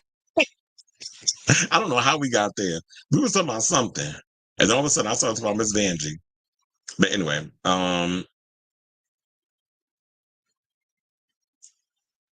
first of all, I heard that they're coming out with a 4K remaster of Scream 4. I just saw that the other day that they're releasing that. I think it's this month. I saw that there was somebody posted that on one of the YouTube shows that I watched. They were talking about there's a Scream 4 4K video coming out. But anyway, I just wanted to give Miss Vanjie her flowers. But first of all, she commented and said something on my thing, and I just wanted to put that out there. So that's why that's when the Vanjie thing came out. Maybe I should have saved that for the Drag Race thing. You said that Fandango thing was expensive and worth the 3-hour drive to Phoenix. Wait, what was the Fandango thing? I like Christopher Pike. His Remember Me series of books was really good. I don't know if I know Christopher Pike. I may need to look into him. Yes, Erie, Indiana. That was my show. Mr. Omri looks good. Does he? I may need to look him up and try to track him down. Let me stop. I'm not gonna be a stalker. It's like my cat says hi. He dragged me into the room saying, "I'm eating. I request your company while I eat. You pet and love me." Oh, sometimes the cats be like that. I'm not really a cat person. I'm a dog person, but maybe I need to get into being a cat person because cats, they be like, they want you to be around them when they want you to be around them. One of the things I hate about my ex roommate when I lived in Brooklyn, he decided to bring cats up in the situation when I asked, and I'm like, how do you know if we allergic to cats or anything? You bringing cats up in here? They used to irritate me. Like, don't just all of a sudden decide to adopt cats and be a cat parent when you ain't talked to none of us about whether or not we're like fuzzy. So, but yeah, how did we start talking about Vanjie? Okay, so now let's move on. Let's talk about Billy Porter, who is sharing an update about his, thing with. There's two stories. So there's one where I saw that he's weeping at the strides in queer representation. So he spoke to Pink News ahead of his headline act at Brighton Pride, and we'll get to the James Baldwin thing after that. And they said that he has reflected on how the entertainment world has progressed since he entered the industry in the late 90s. Porter made history in 2019 by becoming the first Black gay actor to win an Emmy Award in the leading actor category for his role in Ryan Murphy's queer drama Pose. His Pose co-star Michaela J. Rodriguez became the first trans woman nominated in a major category 2 years later. But Porter isn't frustrated about queer actors only just starting to get award recognition. Last month, Baby Reindeer star Nava Mao became the first trans woman nominated in the limited or anthology series or movie category, and said he's embracing it. So he said, I'm 54. I came out in 1985. Nothing looked like this. Nothing you're seeing today was possible. The life queer people live today did not exist. The change has already happened. He insisted, be where we are. This is where we are. Be the first, then we keep moving forward. Yeah, because, a lot of times people become the first, and then it's like they don't get as much attention. But it's like y'all crack the door open a little bit, and then the next person behind you kicks it open, and then ushers in the next generation of talent. He said, yeah, it could be better. Yeah, it could have happened sooner. Yeah, it didn't. It's happening now. Let's take that and explode it. He also went to talk about Netflix's Regency era hit Bridgerton, saying that he is brought to tears by seeing such a diverse cast. He said, I'm part of that generation. Who I am was possible. When I went to drama school, there were only 3 archetypes for Black men. This is not just about being gay. This is about straight Black men as well. There were only 3 archetypes: James Earl Jones, the patriarch, Denzel Washington, the sex symbol, and Eddie Murphy, the genius clown. There were no others. There's been so much growth. I mean, I turn on Bridgerton and I just weep. I went to drama school. I learned the classics. And when I was there, I was like, for what? In dialect class, I got an A+ in High British. For what? Seeing Black actors such as Ajoa Ando, Regé-Jean Page, and Golda Rishoval, I think that's how you say her name, plus queer representation from characters such as Benedict and Bridgerton really takes my breath away. When I sit in that space of positivity and hope, when we all do, it's infectious and it builds on itself. Baby, trust me, I can get in a spiral of woe was me, but I always try to remember, choose joy, choose hope, choose the positive. So I guess with all that being said, this takes us into, where how far we've come as people of color, and especially queer people of color. This, I guess, brings us the update on his James Baldwin biopic, which if y'all been paying attention to the show, you already know I'm not 110% behind with him being a part of it, because I'm going to bring up the receipt of why what him being a part of this has rubbed me the wrong way. So, it says actor and Brighton Pride headliner Billy Porter has provided an update on his biopic of James Baldwin on what could have been the U.S. writer and queer civil rights activist's 100th birthday. It was announced last year that the singer Porter, who is currently only an Oscar away from becoming an EGOT, would co-write and star in a film based on David Adams Leaming's James Baldwin, a biography. Speaking exclusively to Pink News ahead of his performance at Brighton Pride on Saturday, the 3rd of August, Porter revealed that the script is now ready to move on to the next stage of production following the Hollywood strikes. My writing partner, Dan McCabe, and I turned in the script a couple of months ago, the third draft, and it's in good shape to start shopping for financing. However, he hinted that getting the film off the ground won't be easy. The industry is really, really bad right now, post-strike. There's not a lot of stuff being greenlit. I read an article where just 40% of the industry is back. It's horrible. That's a failing grade. In Britain, more than half the country's TV and film workforce remains jobless in the wake of the fallout from the strike, according to a new survey by the Broadcasting and Entertainment Trade Union BECTU. Only 1 in 20 UK-based workers in the industry say they have seen a full recovery since the industrial action. Now, this week, it was revealed that Disney TV division will be axing around 140 jobs, roughly 2%, ahead of its staff. Despite the industry's rough patch, Porter remains steadfast in his commitment to seeing the biopic make it to the screen, saying, "We're going to sell it. We're going to get it made. I don't have a real timeline on that right now, but the script is good if I say so myself, and that's where it starts." He acknowledged that not enough members of the public are aware of Baldwin's story. Clearly, neither are you, adding that they should be, and I'm delighted to be able to share it with the world.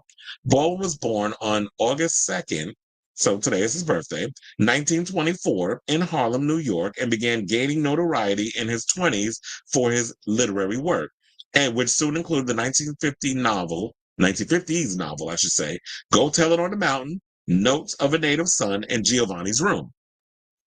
His bibliography also included short stories, essay collections, plays, and poems. Now, it was through his writing that Baldwin became known as a prominent voice for social equality and a key figure in the 1960s civil rights movement. Notes of a Native Son and Giovanni's Room in particular became recognized both for depictions of fractured race relations in the U.S. and Europe and for how they focused on gay and bisexual men, despite being published before the birth of the modern gay liberation movement. Baldwin died from stomach cancer in 1987 at the age of 63. Today, he is remembered as one of the most revolutionary writers in the 20th century.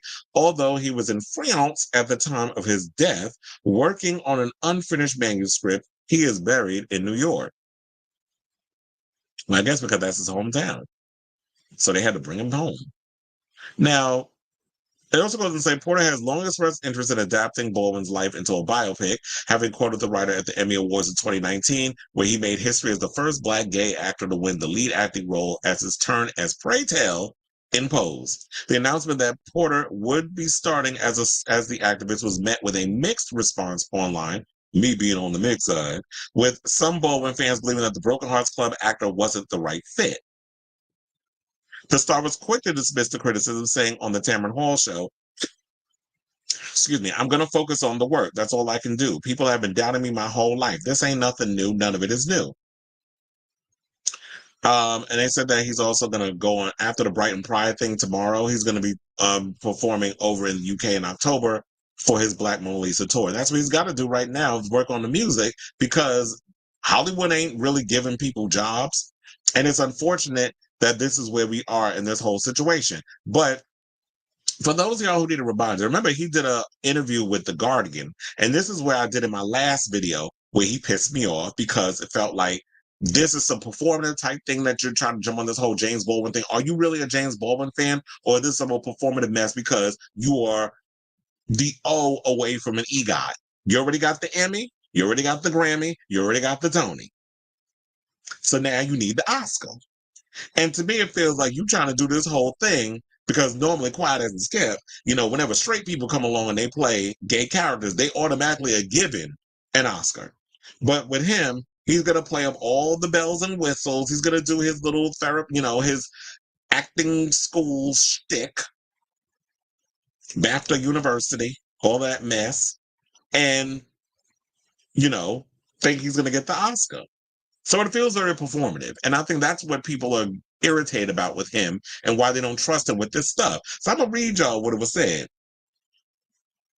Because it says, in his early 30s, a period of his career when the work dried up, he took a screenwriting course at the University of California in Los Angeles. Now he's putting those skills to work, co-writing a biopic based on the life of the revolutionary writer and activist James Baldwin, in which he will also star. His motivation is simple: if not me, who? I've been sitting around waiting for people to tell the Langston Hughes story, the James Baldwin story, anyone black and queer. As far as I'm concerned, I'm done waiting. I'll do it myself. The audacity, right? He says, who's going to tell it better than the black gay man who embodies that in today's age? It's such an important story to tell, and I feel so blessed to be in a time where it will get told. But this is the part where I think a lot of people got mad. So, because they were talking about the whole thing about him and the whole Israel-Gaza thing. And you already know that if you read up on the history of James Baldwin, he was always for the Palestinian people. Because this whole thing with Israel and Palestine has been going on long before October 7th. And he goes, thank you. See, I don't even know. All I know is that the extremists came in and did something that was horrific, and then they retaliated. Now the retaliation is a little overkill. Now, doll, but why are we at war at all? That's not just about them. That's everywhere. We're always at war. It breaks my heart. I don't know what to say, and I don't know what to do other than hug you and say, I'm sorry, and what can we do to fix it? I'm in support of peace, fucking peace. At this point, Porter is the most worked up he's been through our conversation. But in a split second, he's composed himself. There's nothing to navigate. And this is the part where they highlighted it on the post. Maybe I should show y'all that.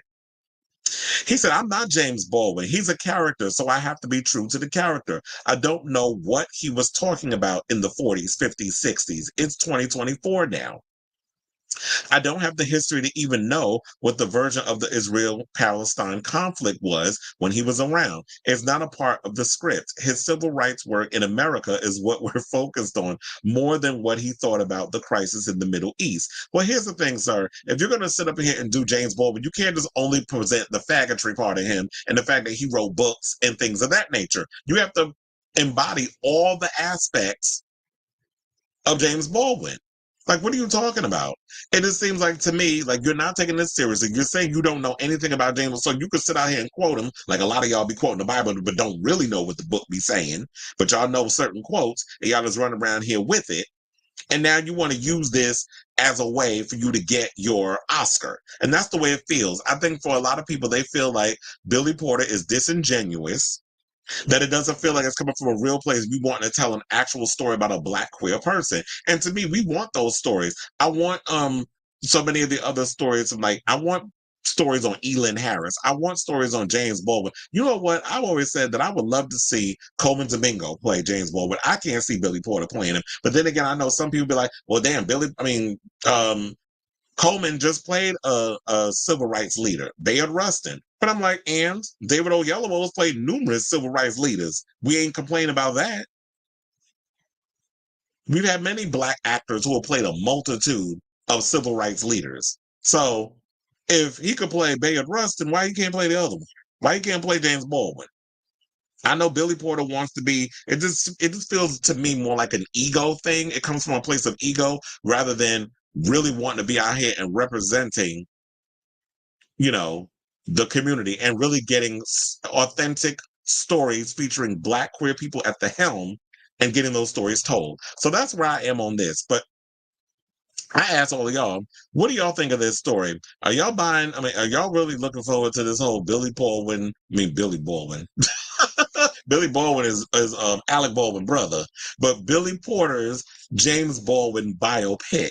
Are y'all here for this whole situation? Let me know what you guys think in this, or should they just cast somebody else? I'm going with cast somebody else, but let me know in the comments down below. Okay, Adrian's in the building. Hello, how you doing? Do you think this biopic is an attempt at Oscar? Yes, I believe it is Oscar baiting.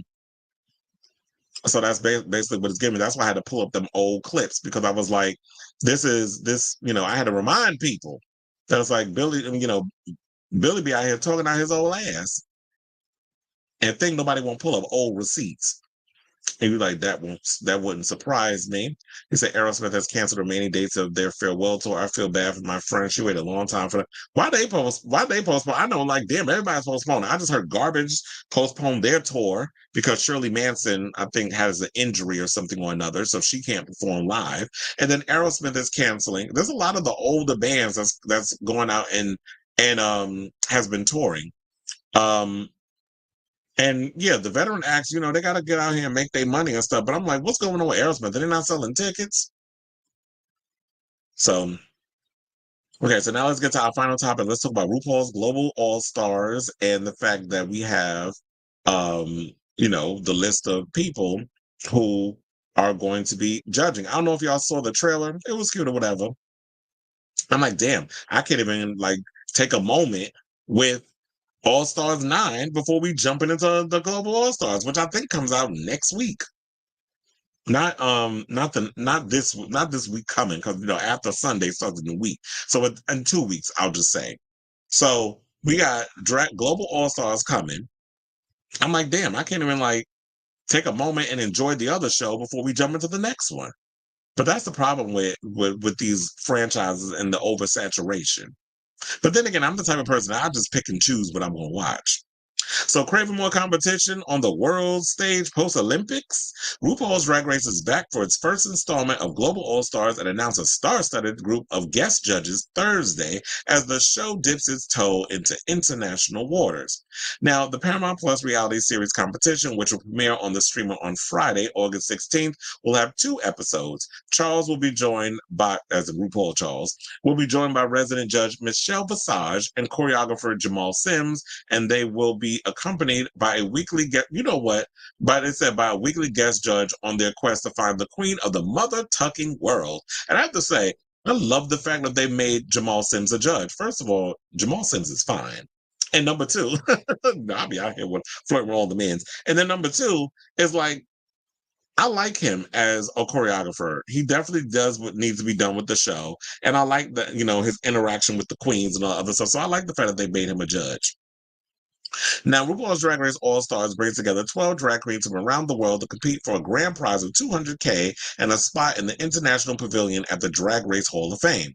The queens competing include Alyssa Edwards, RuPaul's Drag Race, Athena Lickis, Drag Race Belgique, Avery LaQueen, Drag Race Philippines, Galavaro, Drag Race Mexico, Kitty Scott Claus, Drag Race UK, Queen Kong, Drag Race Down Under, Miranda Lebreo, Drag Race Brazil, Nehelania, Drag Race Italia, Pythia, Drag Race, Canada's Drag Race, Soa the Muse, Drag Race France, Tessa Testicle, who is Trade, by the way, Drag Race Germany, and Vanity Vane from Drag Race. I just like saying it like that on purpose. So guest judges, now we can get down to the guest judges on the upcoming season include Adriana Lima, Adriana Gutierrez Arevalo. I have no idea who any of these people are. I know Adriana Lima, she's a model. I have no idea who Ariadna Gutierrez Arevalo is. Carson Kressley, we could take or leave him. I don't particularly get. I really feel like it's time for y'all to get rid of him and Ross Matthews. Speaking of which, Ross Matthews is actually one of the other judges. Dana Paola, no idea who that is. Diana Brill, no idea who that is. You got Graham Norton, who you know is from Drag Race UK. So, of course, I got to have him up in there. Jasmine Tukes, no idea who that is. Now, I do know who these are. Javier Ambrosi and Javier Calvo. Now, if y'all watch Drag Race España, you already know them as the other judges. And they're also a couple. So, they do have them being a part of it. Now, Matt Rogers, who we all know does the La Culturistas podcast with Bo and Yang. And also, I was watching something. Remember Chef Stu, the Irish dude that was supposed to be in a relationship, that was supposed to be on Queer Eye before they fired him? And they said it was Tan that had something to do with it. And then he was replaced by Anthony Porowski. Well, apparently he was on a podcast. I don't know if it was his podcast or he was on someone else's podcast. But they was talking about, and this is where this whole tea comes from in regards of Matt Rogers. He was saying that he went on a couple of dates with Matt, and then there was another guy that was on the show that was throwing shade at Matt. I'm like, was you on the date or was it Chef Stu on the date? Like, why are you jumping in the conversation? So yeah, Matt Rogers, we already said Ross Matthews with his annoying ass. And the funny thing is, I had a cackle. I don't know if y'all watched what's that damn show? Roscoe's, the viewing party, the last one that they had. That was funny because they was up in there mocking Ross and talking about, like, why is he even like, he barely gives critiques. Like, he don't judge. Like, it's just annoying. I feel like it's time for y'all to go. Can y'all just make T.S. Madison the permanent judge? And I really feel like the other judge, speaking of which, T.S. is actually going to be on this season of Global All-Stars as well. I was like, can y'all make T.S. I still stand by this. I want T.S. Madison as the judge, and I also want Law Roche. I think he was like one of the best judges on the last, or what was it, on season 16.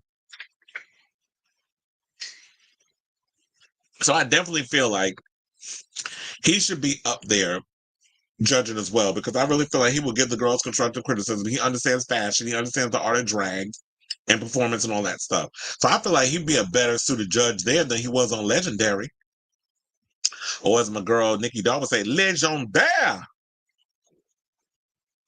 But anyway, so it says the series will be available on Paramount Plus in Latin America, Brazil, Italy, Germany, Switzerland, and Austria on Tuesday, September 20th, and in France the following day, with Japan to follow later this year. Damn, so y'all that's crazy. So how is it that we get this show on August 16th, but everybody else gets it September 20th, and then Japan gets it later in the year? So if y'all doing that, then all the spoilers will be on social media. Like, what's the point of releasing it all these different times? So America, we getting it first. And all the other places, I guess. But Latin America, Brazil, Italy, Germany, Switzerland, Austria, they get it on September 20th. So why they gotta wait so long? Why they gotta wait a whole month? That's just weird. Unless what they plan on doing is that's probably when the season wraps, and then they probably gonna all get it at once, whereas we're getting weekly episodes. I do wonder if they're gonna do it that way. But then what about Japan? Because they get at the end of later in the year. So hopefully they won't be able to see, or get the spoilers. But anyway, I say all this to say, what do y'all think of this situation? Are y'all excited for this upcoming season? Global All-Stars, quiet as it's kept. I was so not impressed by any of those judges. I mean, I would definitely look forward to seeing Javier Ambrosi and Javier Calvo, and because I've never heard them speak English. So it'll be interesting because they only speak, they speak Spanish. So it'd be nice to hear, okay, what do y'all sound like in English? And first of all, which one is the one that always wearing little crop tops? He the cute one out of all of them. I mean, they both a cute little couple, whatever. But I do like the other one. I forget what's his name, Javier Ambrosi. But anyway, so I like, basically, I'm looking forward to seeing the show. I say I'm Team Alyssa, obviously, because America. So I'm hoping like this is Alyssa Edwards' season to win. And I'm actually looking forward to seeing that season. Although I'm like, yeah, I am oversaturated with the whole Drag Race thing. But anyway, let me know what you guys think of this story in the comments down below. Another thing I'll be having a confusion with, I'll be trying to figure out, okay, so who is when does Drag Race Canada come out? Because I'm always confused of what exact day it drops. Does it drop on a Friday? Does it drop, like, I'm always confused. I'll be looking sometimes, I'll be like, the episode ain't up. So I'm gonna need to check. Yes, the Javis are a couple. I thought everybody knew that. Like, they did Veneno, that show that was on TV. I mean, that was on, I forget what channel it was on. It was on Netflix or one of them things. But yeah, I like Veneno. That's funny because when you say the hobbies are a couple, you thought they were related. That happens a lot of times when you date somebody, when you're in a relationship with people, they all start to look alike. That's always been the inside gay joke that it look like you dating your sibling.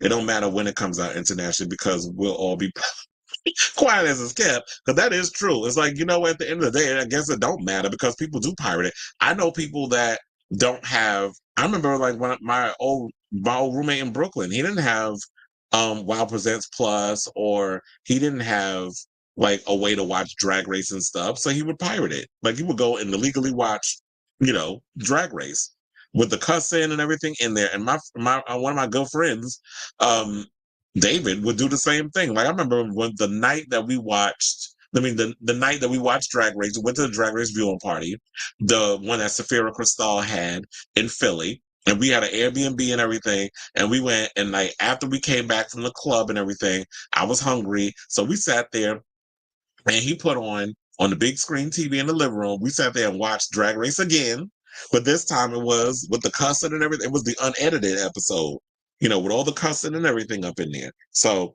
which I think those episodes are now on Paramount Plus, because now if you have Paramount Plus, you can watch you can watch the new season of Drag Race. Season 16 is up, and I remember season 15, they had all the profanity and everything up in there. So I like when it's more unfiltered versus the bleeps and all the other stuff that they put on regular TV.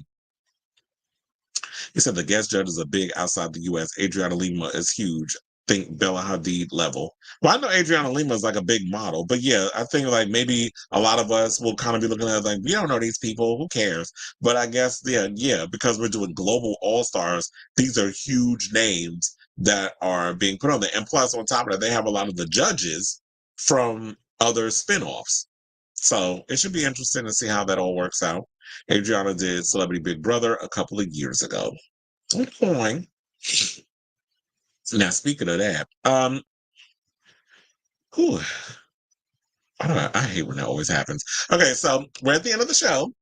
Thank you all for tuning in. We did like a 3-hour show. I thought it was going to actually be shorter because, but then I had to do that whole thing about Billy Porter and then the Drag Race. So I knew that was probably going to stretch it over. I was like, I thought I was going to do under 2 hours today. I mean, under 3 hours, not under 2.